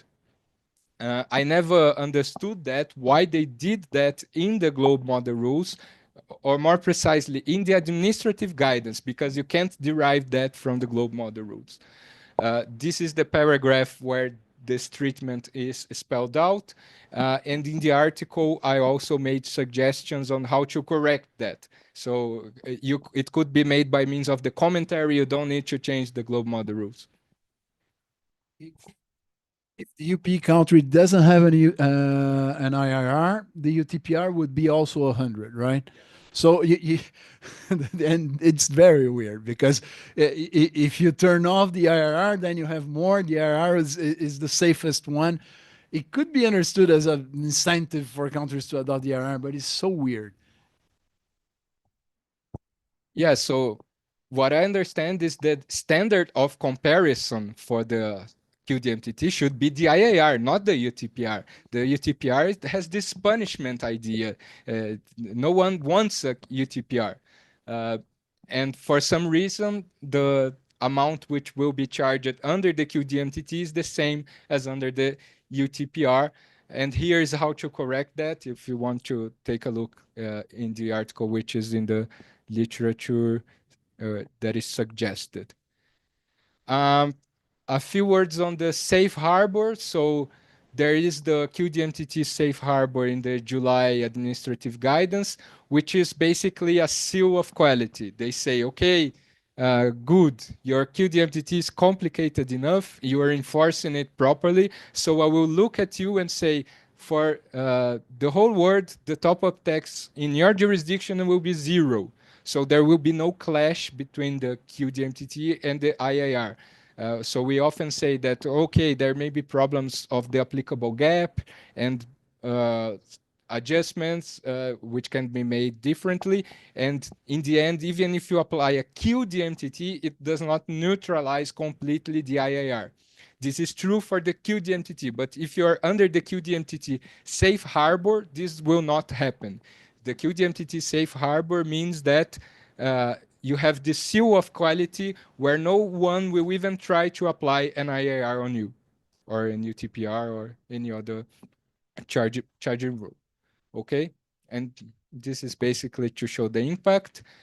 And finally, and here I have something perhaps different to say, because this is based on the presentation I made at the Congress, and now I have something a bit different. So what I suggested at the Congress, and I do at the article as well, uh, is an actual simplification for host countries. So I said, fully fledged QDMTT. That's what we are going to adopt. And we add a clause in the law saying the taxpayer will not be subject to any form of adjustment or incremental liability if the amount of QDMTT calculated is sufficient to neutralize the application of IIRs and UTPRs by other jurisdictions. That would be a good safe harbor, because the other safe harbor is just pushing the complications of applying the system to the host country. So they are saying, Brazil, enact this complicated tax, otherwise I will charge the IAR. That's the way the mechanism works. So it pushed, in the end, as we saw, the mechanism was conceived to be operated by the UPE jurisdiction, and everything was designed around it. And then when the QDMTT came out, what happened is that, okay, this complicated mechanism, you, developing country, please apply it. So that's the effect of the QDMTT. And my safe harbor would do the opposite. Uh, it would say, okay, if no one is charging IIRs and UTPRs, it means that everything is all right here. But then you have to calculate 2 times what the safe harbor price of the bank, right? My idea is that the intention or the interest in calculating belongs to the UPE jurisdiction, to the controlling jurisdiction. Brazil, in this case, would adopt the law, but not really check compliance, you know? Uh, the idea is that the countries which apply the IAR, what they do have to do. So if you're applying the IAR, it means that you are making this calculation here. So you are calculating the Brazilian QDMTT to show that the IAR is zero. You can't just say my IAR, the IAR for the MNE group here is zero. You need to calculate the QDMTT and show, okay, that's zero. If the QDMTT that you pay is under the safe harbor, you kind of get away from this, right? When calculating the IRR, you just zero it out for that jurisdiction. Under the safe harbor, Under yeah. safe- Yeah, that's but under yes, you're right, but this will mean that there will be no effort from the UP jurisdiction and all the effort from Brazil. I mean, if you take the standpoint of the multinational group, it's really relevant not to redo the calculation. So you're kind of you push it to the jurisdiction that you are on. You do a QDMTT and you don't bring it again on the calculation of the IRR. Under your suggestion, and correct me if I'm wrong, you would need to calculate it twice because you'd still need to levy and to pay the tax at the QDMTT jurisdiction, but you would still need to do the calculation under the IRR jurisdiction as you would for a QDMTT that doesn't qualify for the QDMTT safe harbor, because then you would apply the credit and so on and so forth, right? The incentive the rule would create would be to comply with the calculation for the IAR. You just wouldn't look at the Brazilian jurisdiction. You would comply with that, and by doing that, by zeroing your the taxes due in Brazil, you would make sure that you don't have to recalculate. In the end of the day, you would be complying with the rules from the jurisdiction adopting the IAR. From a practical standpoint, what you're saying, I mean, I would I would just calculate it over there on my home country jurisdiction, and then I'll pay the bill to Brazil, and Brazil wouldn't even need to enact legislation. So that's well, but then it would be just one article saying, well, I'm willing to get a tax that whatever group is paying, yeah, and better that guy that works for that tax authority do all the work for me, and then I'll just take the money. Well, I would go for that, and probably they would charge something. I mean, Brazil should pay something back to them for doing all the hard work for me. But yeah, that could work, but I don't see that flying.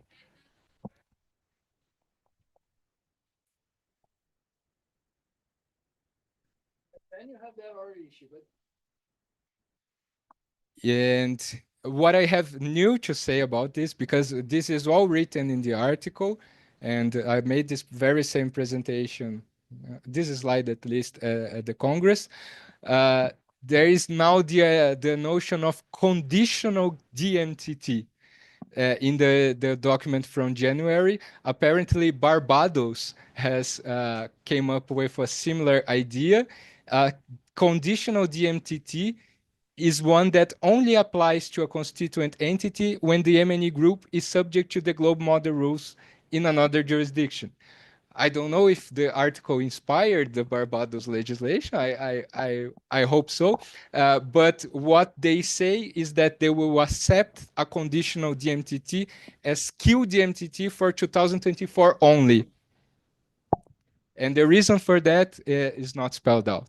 And I don't find a reason not to allow host jurisdictions to do that.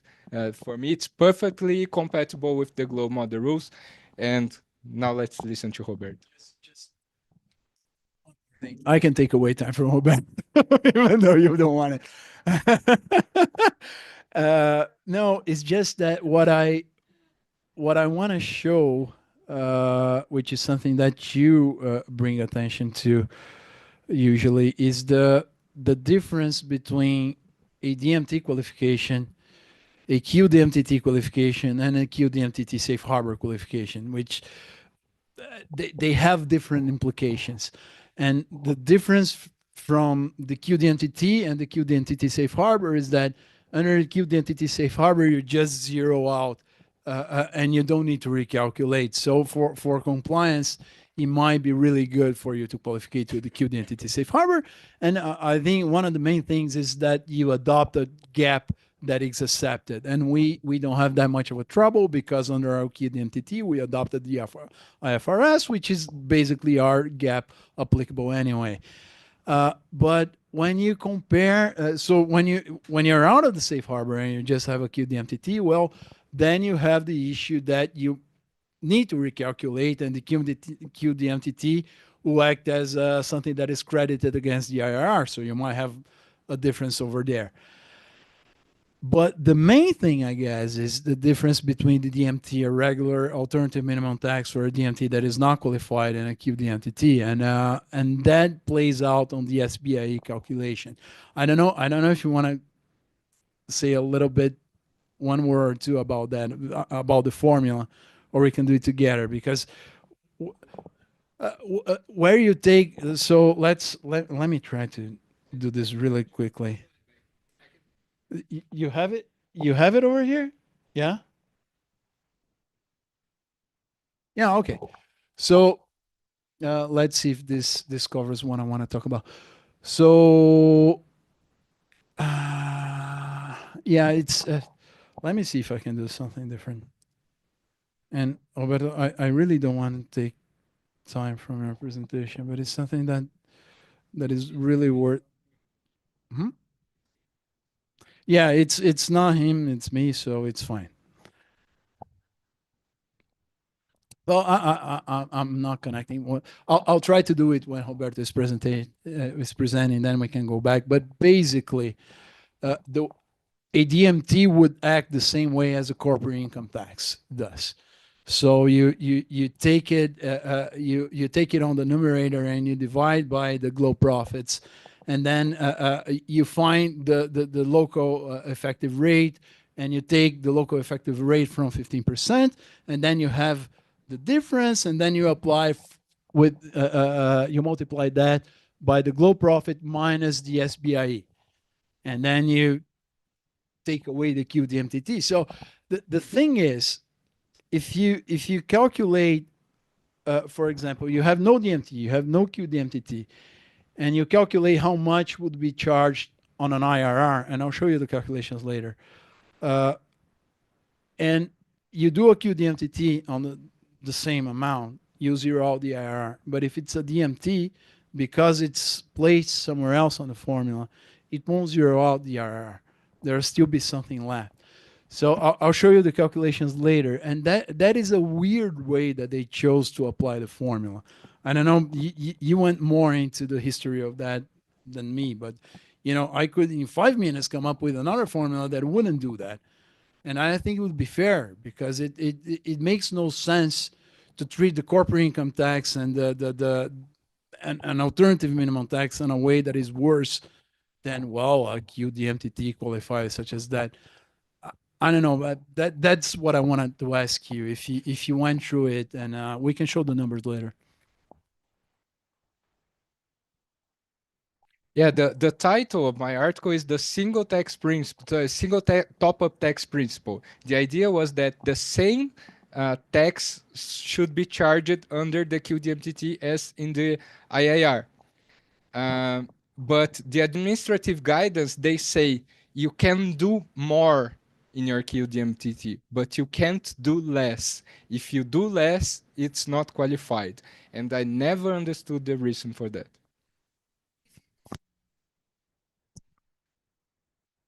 If you treat it as a safe harbor, that would be a reason. I mean, if I wanna do as a safe harbor, saying that, well, if you have that stamp, nobody will mess with you and won't charge you IR. I can totally understand that, because then you cannot let anybody do less. If it's not a safe harbor, then it's pointless. Then the QDMTT and there should be no difference in treatment between a QDMTT and a DMT. And the way they are placed differently in the formula, leading to different results, it's super weird. It's kind of, and we're gonna go back to that when we talk about Colombia with Natalia. But that is something that I really want to point out. You pointed out on Tuesday, but Roberto, let's go to yours, and if we have time, we go into the formula again.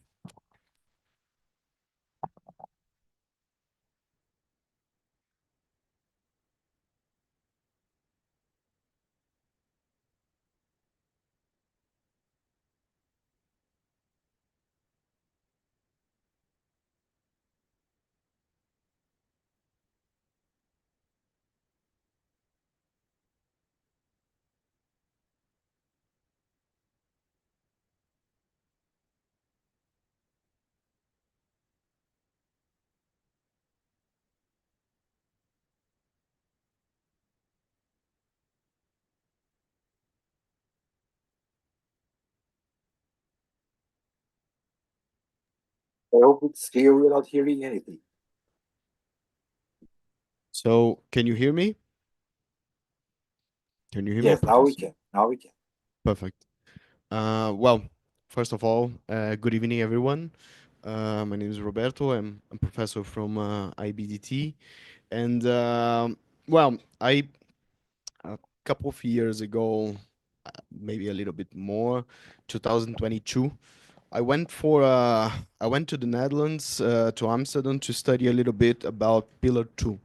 At that time I read some materials and mainly an article, an excellent article from Brian J. Arnold, which is called the CFC legislation evolution and beyond, the evolution of CFC legislation and beyond, where he basically said, well, everything about Pillar 2, they are using a mechanism that is very well known among us, which is the CFC legislation. So let's just turn our CFC legislation and use it for the purpose of taxing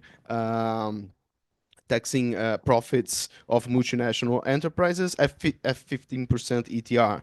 So that article was I recommend then to all of my students in the IBDT, and that led me to study this big monster that is the globe rule. So I went there, and actually when I started um, reading materials about that, the articles, the model rules, the commentary, I started to ask myself about why are we actually calculating the ETR based on a jurisdictional blending? So why are we at the jurisdictional blending? Why not the entity blending? Why not the global blending? Or even the no blending at all? And then I started to analyze that a little bit more details.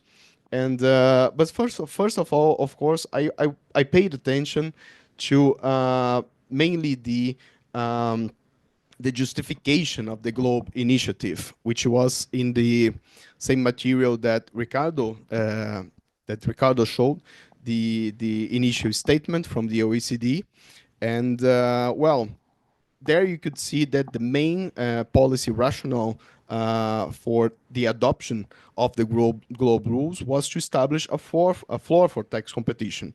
So tax competition was seen as something really bad, and we should stop that before we have the race to the bottom and all the rhetorics from the OECD that we know.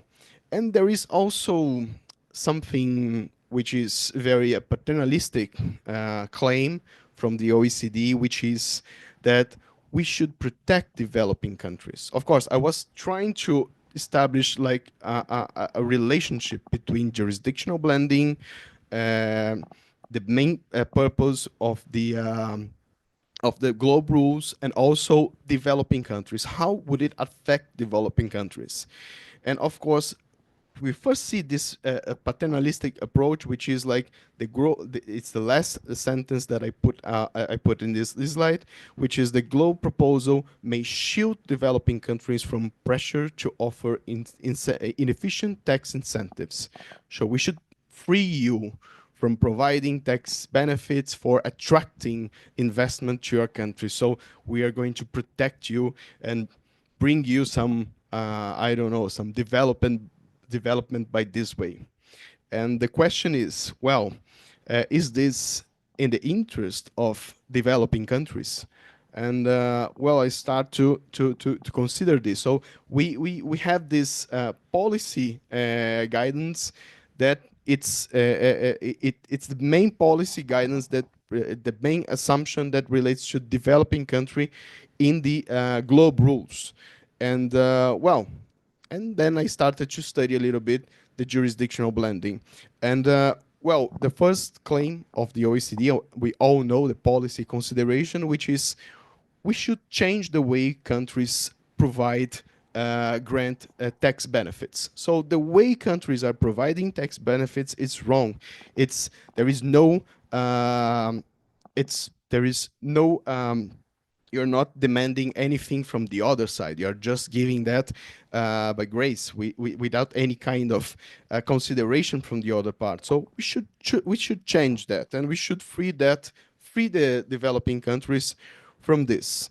And since the beginning, since the statement of G20 supporting the two-pillar initiative, the Pillar 2 initiative, we have the idea that the ETR of 15% of the global minimum tax should be taxed considering the jurisdictional level, on a country by country basis.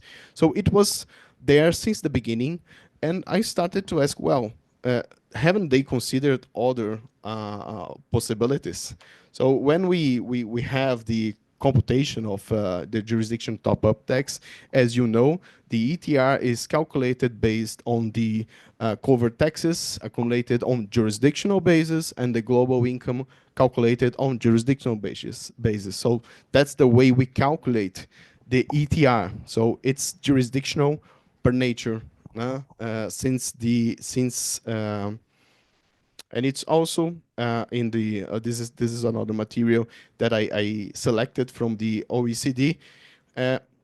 So how does it work? Just to understand, I should basically identify all the constituent entities that are within my jurisdiction, and there are rules, there are situations that make it sometimes complex, that we have maybe we have some hybrid entities, and other situations involve permanent establishments and so on.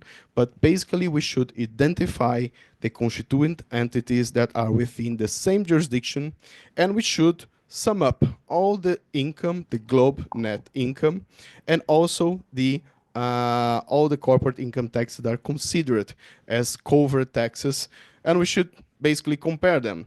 And in this brief example, we have a situation that we have 1,000 currency of net globe income, and we have adjusted cover taxes summing up 115. So in this situation, we have an ETR of 11.5, and we have a top-up tax that should be collected at 35. So this is the rationale.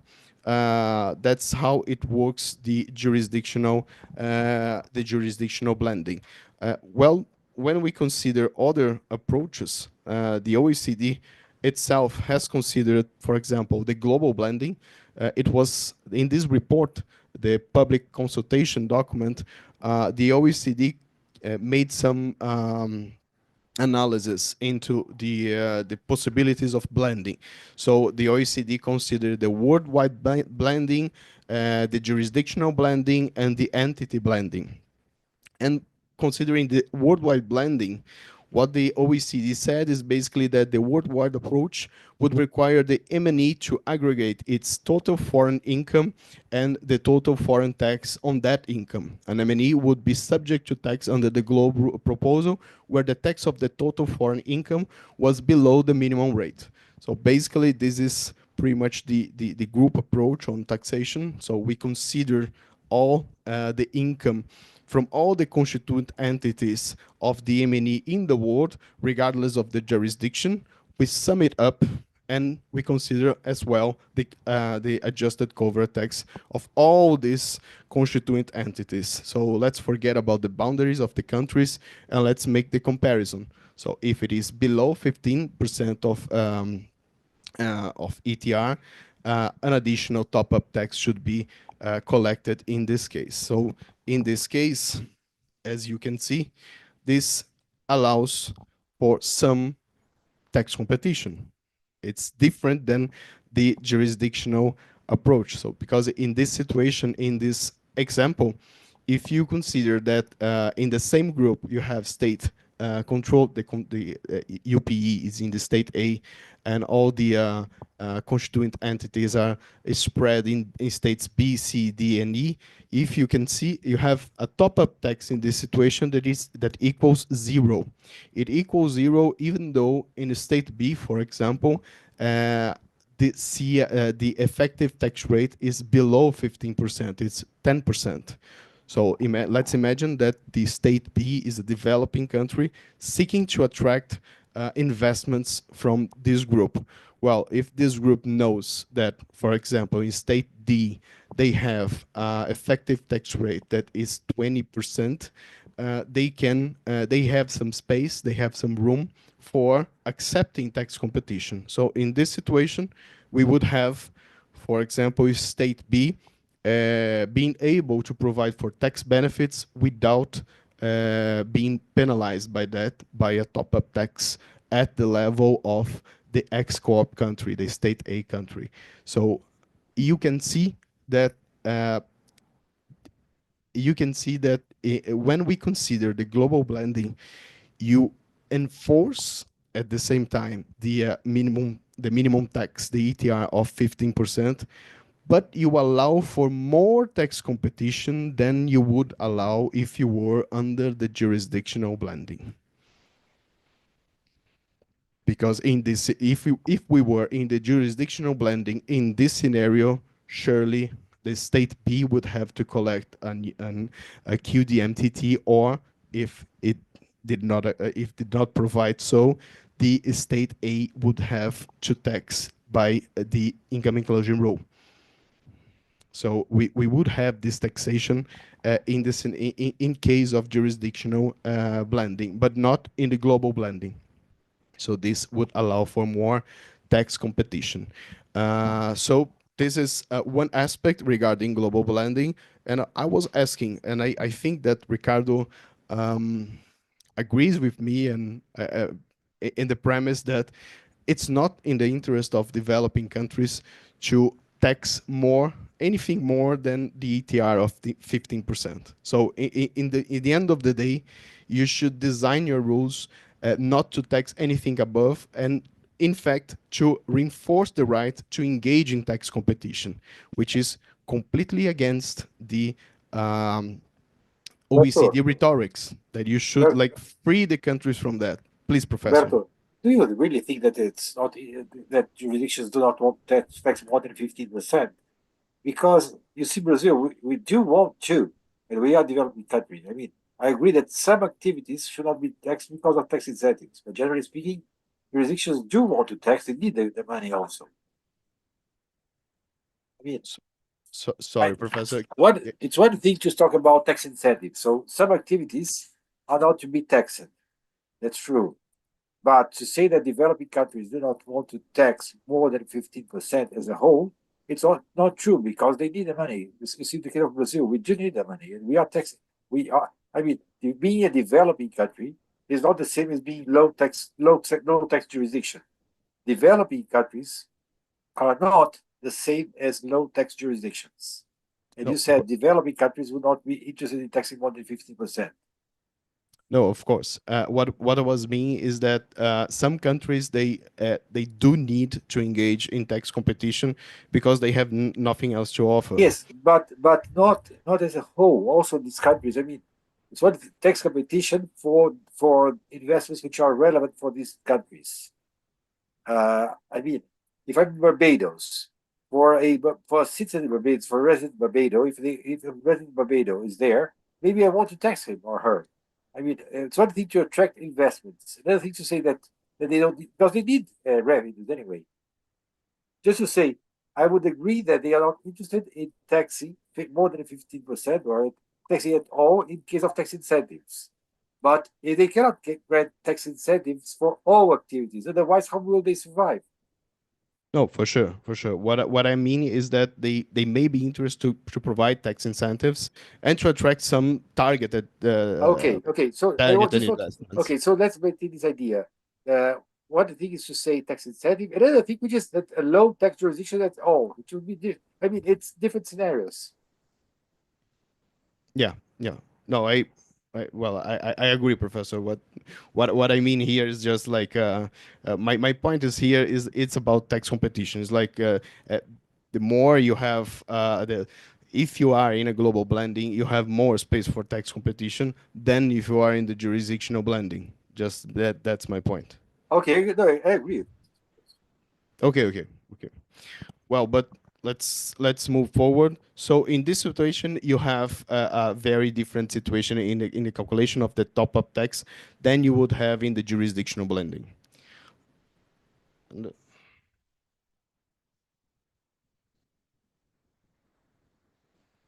So, and here we have another approach, which would be the entity blending. The OECD describes the entity blending as an entity blending approach would require the M&E to determine the income and taxes of each entity in the group, as well as the income as domestic entities that was attributable to the foreign branch. An M&E would be subject to tax under the GLOBE proposal, where the effective tax rate for the entity was below the minimum rate. So in this situation, I will disregard the jurisdictions. I will not aggregate that at the level of the jurisdiction, neither at the level of the group. I will consider it inside. I will calculate that per jurisdiction, per entity. So, so no, this is that's the.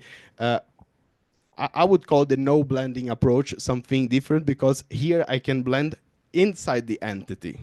So I here, for example, when I consider the Y Corp, I can sum up the sales income as well as the royalty income, and I will get to the 1,000 net globe income.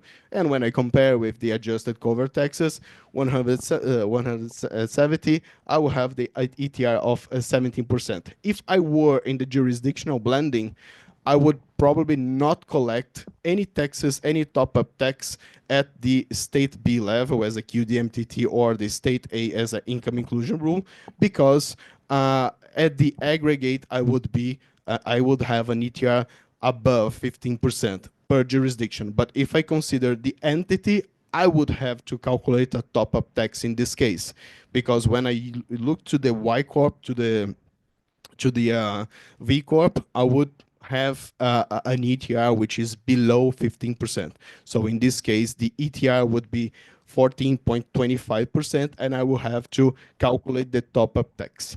If the main purpose is to provide a real floor for tax competition, this is the most, how can I say, accurate blending approach, because in this situation I would make sure that even at the entity level, I would have an ETR above 15%. In this situation, this would be the most targeted one. But the question is, why, in the end of the day, have the OECD chosen a jurisdictional blending? So at the OECD basically said that the global blending should not be basically all the blendings approach would be capable to strike uh, the target to have a global minimum taxation. So in any case, I would provide some floor for tax competition, and I would enforce the rule, the global minimum taxation rule. But the global blending was discarded because it would be, as the OECD said, less effective in creating a floor for tax competition. So it was dismissed, and it was never more discussed since 2019 in this report. So I started to ask myself, well, if we are to uh, consider this position, why has the choice been made in favor of jurisdictional blending, and what would be the best tax policy from developing countries' perspective? And when I say developing countries, here I am assuming that they may want to have tax incentives, tax mechanisms to attract FDI. So, what would be the best? What would foster more the the investments in the country? So, basically, what I considered was that if you nullify, if you neutralize the mechanisms of country to attract FDI, the tendency is that non-tax factors would have a bigger weight in deciding where the investment should be made.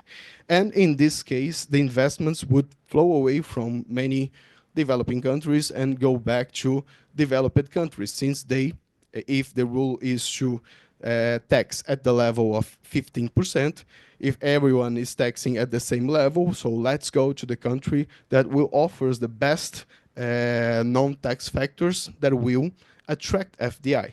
So the money will go back to those countries, and they will leave some of developing countries that in many situations, does not have much to offer than its negotiable tax base. Of course, they have some market, they have some natural resources, but sometimes it's not determinate. So when we talk about developing countries, and I made this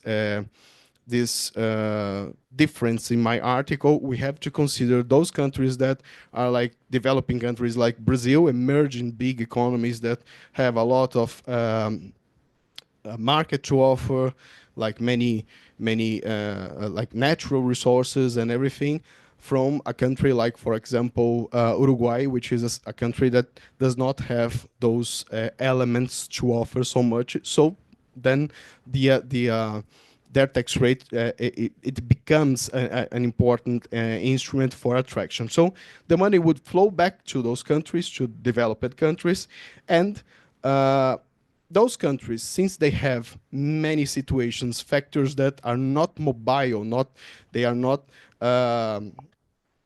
the tax rate is like somehow inelastic to any changes in those aspects, like, for example, industry, transportation, or the presence of the market, and so on. They would be able to tax those activities at a rate that is a little bit below 15% of ETR. And if they are able to tax at a rate that is below 15% ETR, they would be able to grant some tax incentives targeted to attract some activities that would be taxed at 15% in developing countries. For example, above, sorry, above. Then you have space to shelter tax incentives that you want to tax. Yes, that's exactly my point. So you tax. Sorry, I made it confusing the words, but when you tax above, for example, when you have like 70%, some activities, non-mobile activities, you have some space for granting tax incentives for activities that are like interest, for example, and royalties and other income that would be being taxed by at 15% ETR by developing countries. So we create. My point is that jurisdictional blending can create some kind of a competition, which is a tax competition in the opposite way. So under the argument that I will forbid tax competition, I will create a floor, I will deny it for developing countries, but at the same time, I will transfer that to developed countries that now have the ability to tax many transactions at a rate that is above 15%. So they will create this kind of incentive to attract interests and royalties and all on other mobile uh, activities and income generating activities. So that's my point. When you consider the post globe situation, the tendency is that every kind of investments will flow to the countries that have basically they comprise the most important functions, which is like the R&D, design, branding, and marketplace. Here we just keep in mind the smile curve, which are like it's so-called the smile curve that we have, like the functions and assets and risks that are most appreciated in terms of value creation. So all of this money will flow back to these countries, and those countries with all of this investment there will be able to tax that above 15% and give tax incentives for other mobile transactions that would be in the other countries that are the poor countries, state B, C, and D. And so they would be able to grant preferential tax regimes to attract those transactions. So it is a situation of a competition inside an anti-competition rhetorics from the OECD. And well, as I pointed out here, we can, due to the jurisdictional blending, average high and low taxed income. So this situation shows that perfectly. So if I can, for example, if I have the market, state S has the market, and it taxes sales of 1,000 at the rate of 20%. For example, in Y Corp and Z Corp, income from sales of 15 of 500, they tax also at 20%. You have some leeway, you have some space for taxing, for example, royalties and interests at a small amount, for example, at 10 and 5%.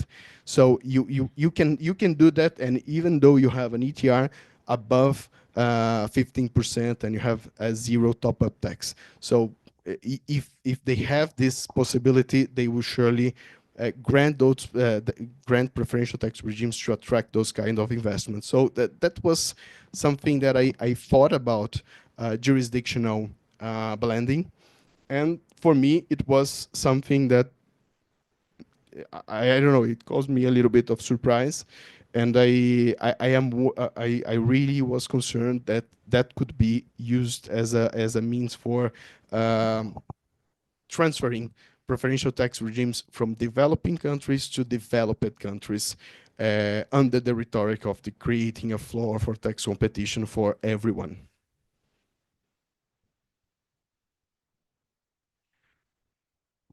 So and also the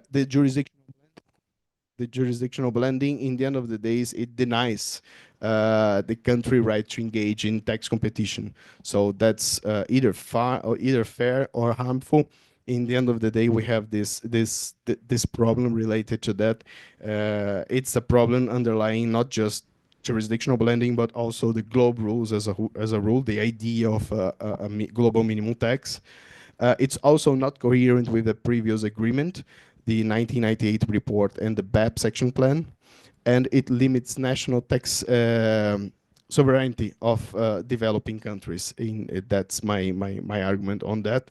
And it creates opportunities for tax competition only by major emerging and developed countries because they tend to attract those non-mobile, non-sensitive tax income.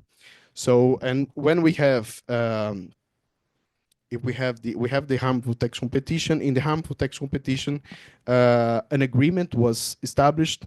It was established that harmful tax competition would be that it would be not just a low or no taxation, but also the combination of that with transparency and exchange of information, and lack of transparency and exchange of information. And it was established the rules to identify a preferential tax regime. The substantive activity requirement was something that was discussed there, but countries withdrew from that.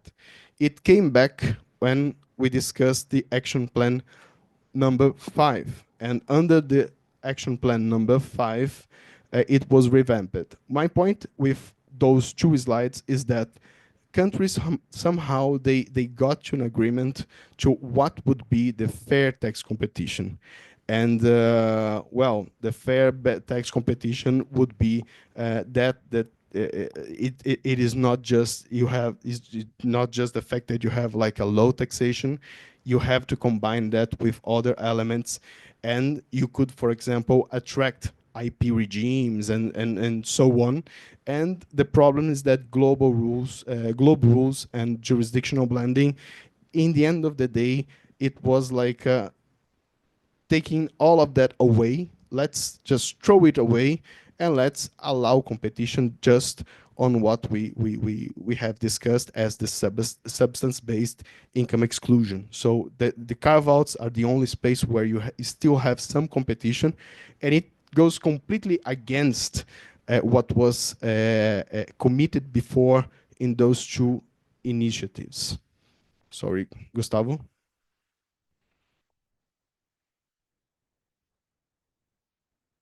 So, and also when you look to the substance-based income exclusion, you have, as you know, two carve-outs: the payroll carve-out and the tangible asset carve-out. 5% of each of them in a regressive way. We start from higher percentages, and then you go to 5%. And in the end of the day, as Professor Schweri has said in one of his articles, it in the end of the day, it's against the BEPS action plan number 5, and it in the end of the day allows for competition only for brick and mortar activities, denying competition for more important regimes that we have in a digital economy, like, for example, IP regimes. So this is also something, it's not sufficient, as I want to say, to fulfill the loss of tax sovereignty that we had suffered under the globe rules and under also the jurisdictional blending that allows that situation that I mentioned before. So it is not sufficient. The measures that that are in the global rules are not sufficient at all to fulfill that laws of tax sovereignty. So when we think about tax sovereignty, we have to think on the right of the country to design and enforce its own tax policies free from external influence.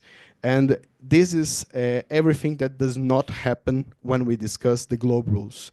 You do not have this kind of freedom. You do not have the right, the countries do not have the right to engage in fair tax competition. So globe rules, they limits tax competitions of developing countries. At the same time, it protects tax competitions from developed countries. And this brings, of course, a major concern regarding international equity, because, of course, some the right to engage in some kind of competition is the right to enforce some equity among nations. So nations have pretty much the right to design their tax systems according to their own public expenditures pattern. So this is the main concept of fiscal residue. And when you deny that, and when you enforce the when you enforce the jurisdictional blending, and you also create this incentive for transferring those preferential tax regimes to developed countries, you are going completely against that idea. So that's my my argument in this article that I wrote. And as a conclusion, uh, well, I have to say that the jurisdictional blending raises a major peril by providing incentives for transferring preferential tax regimes from low and middle lower income economies to middle higher and high income economies in certain circumstances. It does generate this kind of incentives, and among all blending alternatives from developing countries perspective, from the perspective of the countries that want to provide for tax benefits and so on, the uh, the um, the global blending is to be the first best option when we think about competition. And at the same time, we consider the need to establish somehow a floor for tax competition and to enforce a global minimum tax. So why shouldn't we accept the global blending? So that's my points. From if you want to allow for some competition, global blending would be better, and entity blending would be also a very feasible. It would be much more in line with the policy rationale of the globe rules, because it would be allow for no granting of tax benefits at all in the situation that I mentioned of developed countries. So it would be more in line with the rationale to provide a floor.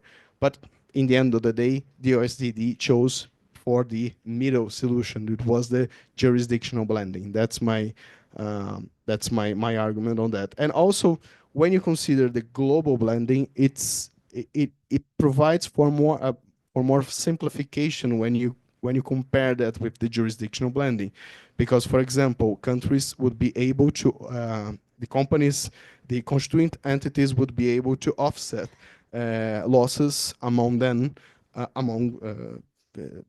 in order to calculate the ETR. So you would have um, no kind of no kind of loss, no kind of prejudice for them because of losses that you cannot offset from one jurisdiction to the other. And also, jurisdictional blending also brings many controversies when you consider the constituent entities that are part of each jurisdiction. So you should sometimes you should choose where the entities, where the constituent entities are to be placed for the jurisdictional blending purpose.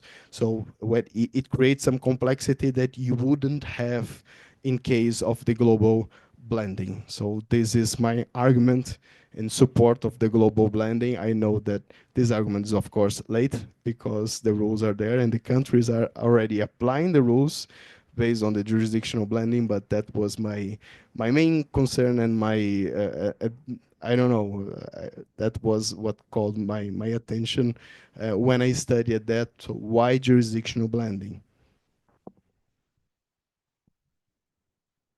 Great. I have some questions, but let's go to the audience. Yes, please.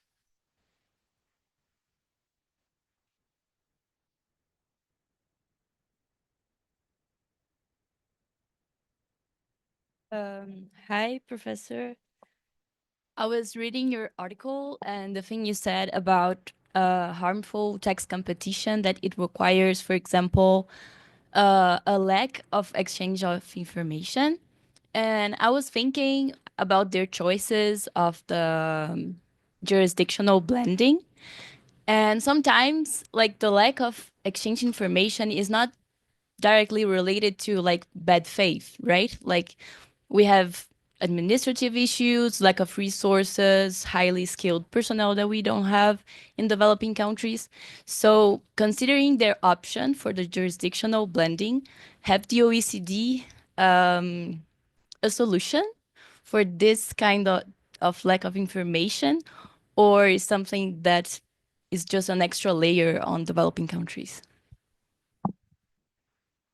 So when we talk about exchange of information, well, that this subject is like a specific one, and in the end, well, after this 1998 report, the solution was, so let's promote some kind of cooperation in terms of exchanging of information. So let's establish the it was established the global forum, and before that the forum on harmful tax practices, which was aimed to dismantle to somehow to uh, um, somehow to not how can I say that, to identify and roll over all of the harmful tax regimes that they had so far. And it was identified by countries that they did not provide for any kind of transparency and other mechanisms for exchange of information. After that, the Global Forum, they engaged in works like in conversation with the tax administrations to foster the celebration of international conventions, the IEAs, for the for exchanging information, and to like monitoring the country's practice on effective exchange of information. So the global forum, they achieved like a great result after that, but it was not enough. Like as a measure of protection of base erosion and profit shifting. Then we have the BEPS action plan, and it was not enough. Uh, Also, and we came to the two-pillar solution. So yeah, it is still ongoing. It is still like under revision, all the legislation of the countries and the administrative practices. But now we have totally shifted the attention for like let's tax at 50% no matter where, which is the globe rules.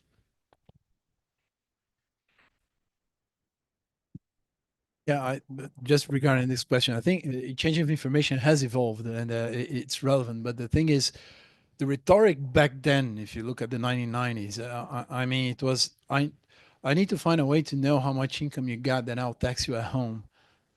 Because, well, I'm not going to say that everybody adopted the credit system and capital export neutrality, but you had more of an intention to go that way. Especially, I mean, the U.S. has Subpart F, but it had deferral on active income, but it still would tax active income. Other countries would try to tax even active income at some point. And I think the real evolution and what makes the rhetoric change is that, that was abandoned in full at some point, especially after the Trump reform, the first Trump government.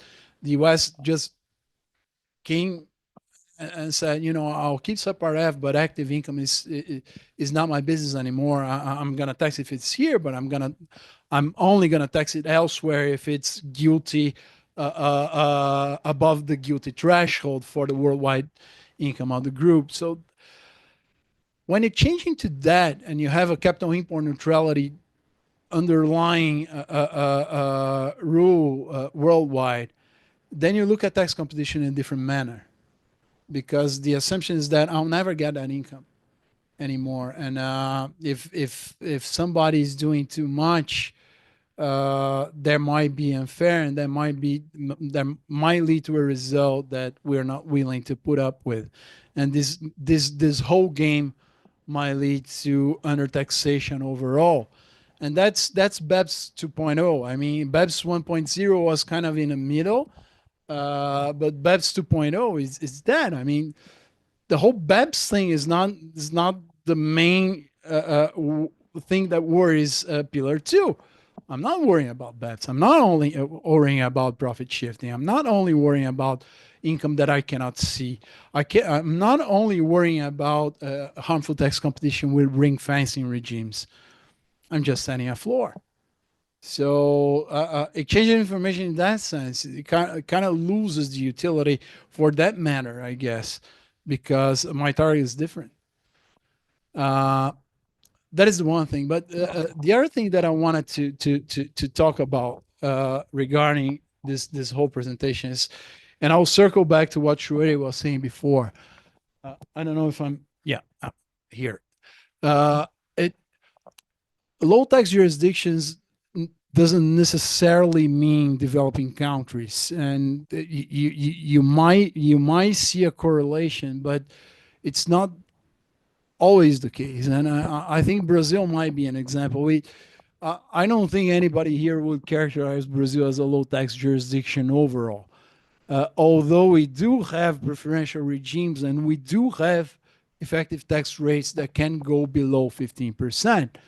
But Brazil, I don't know if it would qualify as that country that would lose, and that was on the left on your slide, that everything will migrate to other countries. But Brazil can be more on the right, because for one, we do have a big market, and companies do establish themselves here and do establish active subsidiaries here, despite of it all, despite of the high taxation, despite of the labor rights, despite of the whole mess, the lack of infrastructure and everything else, they still come.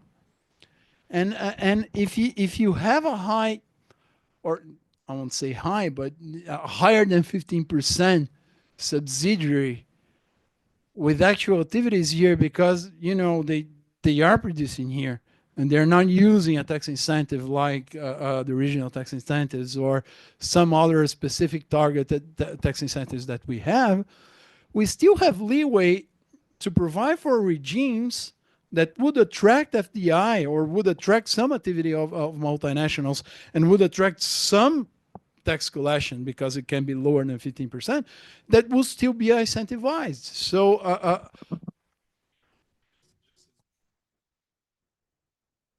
But this is the case of my article. We are in this side because in my article I do not classify the countries of developed and developing countries. I say low income, middle low income, middle high and high income countries. So and when you look to Brazil, Brazil is not a developing country, but Brazil is like a middle high, and Brazil will actually win by globe rules. But I'm considering a country that has nothing to offer, then it's negotiable tax rate. So that's my point in the article. So for them, engaging in some kind of tax competition is truly necessary. for countries like that, they won't have the margin to shelter their preferential regimes, and they don't have nothing to offer. But in the case of Brazil, and I'm saying that, and I'll pass the word to you in a second. I'm saying that because we are currently, as far as the government is concerned, really focused on the qualified tax credit to be a substitute for the incentives that we already have. But I don't see them focused on producing new targeted regimes that could attract, for current multinationals that are already here, new investments and new activities, and for multinationals that are not here, they could attract both things, because they will say, well, if I do produce there, I might pay an effective rate of, I don't know, 24, 25, but then I can put my patent box regime, I can put whatever preferential regime that they are offering also there. So we could attract both of them. And despite of all the hurdles that we have for producing here, but we do have a big market. We have something to offer. And I don't see anybody going that route, at least government-wise, from the people that I talk to.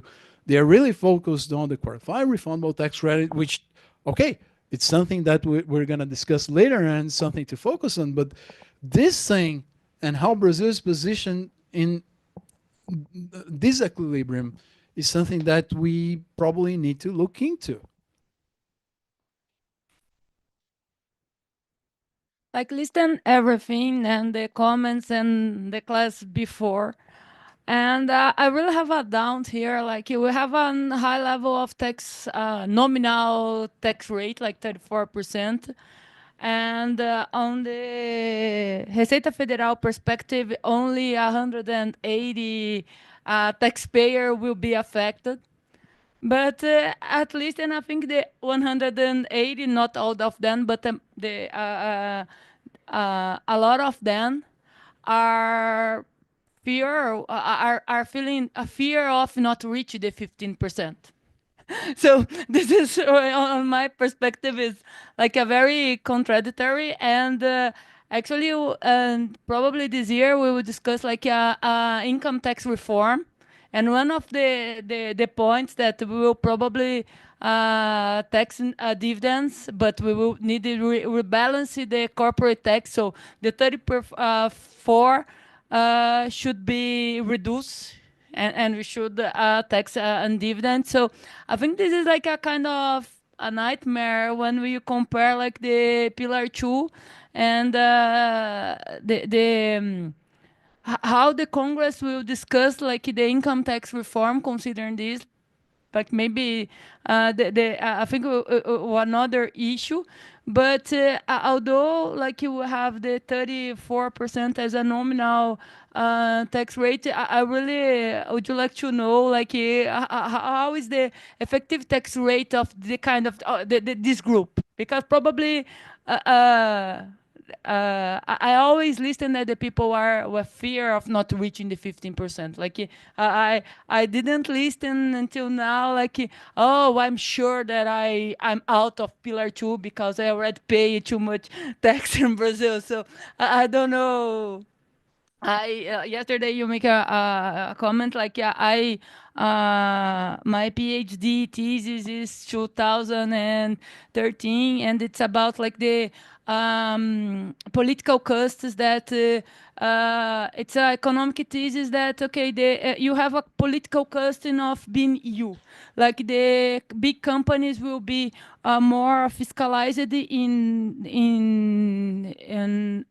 considering, because they offer more risk for the society. So Petrobras will be better fiscalizing on considering for IBAMA than like the small company. And on the tax perspective, like the big taxpayer should be more fiscalized than a small taxpayer. But in Brazil, because I think one of the conclusions on developed countries, and at that point, like the effective tax rate of it's like there is a correlation with size. So the more big company, the less effective tax rate, probably because of the complex legal system of Brazil and like the level of litigation and the tax planning.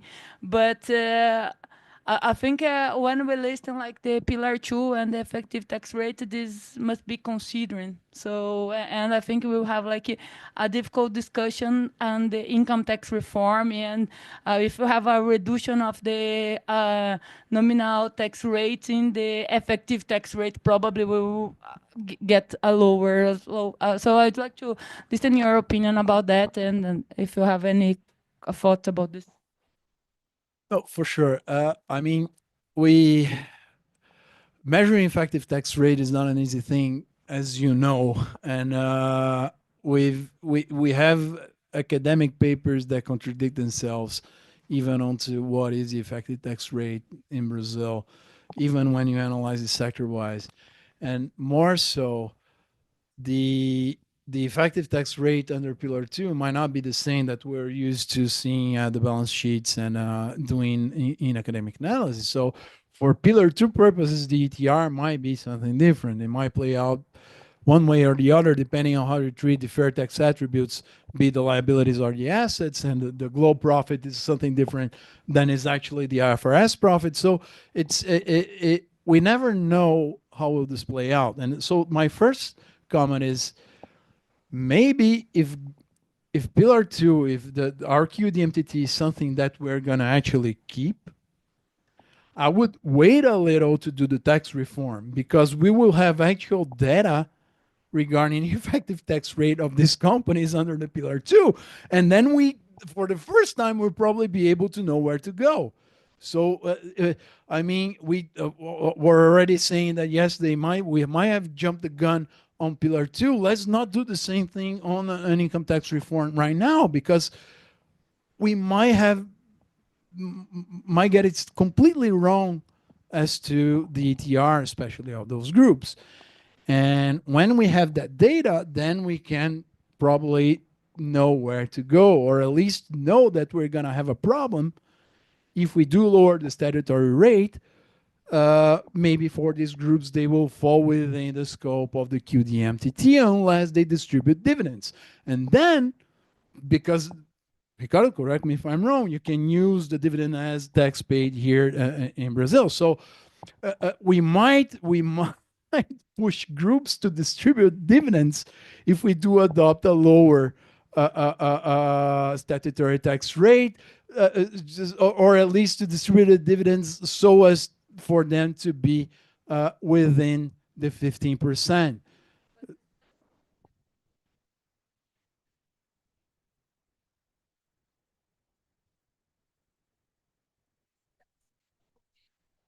No, but if you're paying to a controller, if you're paying to a UPE, you have it. So Gustavo, Gustavo, yes, it's 8 Shreddy. p.m. It's 8 p.m.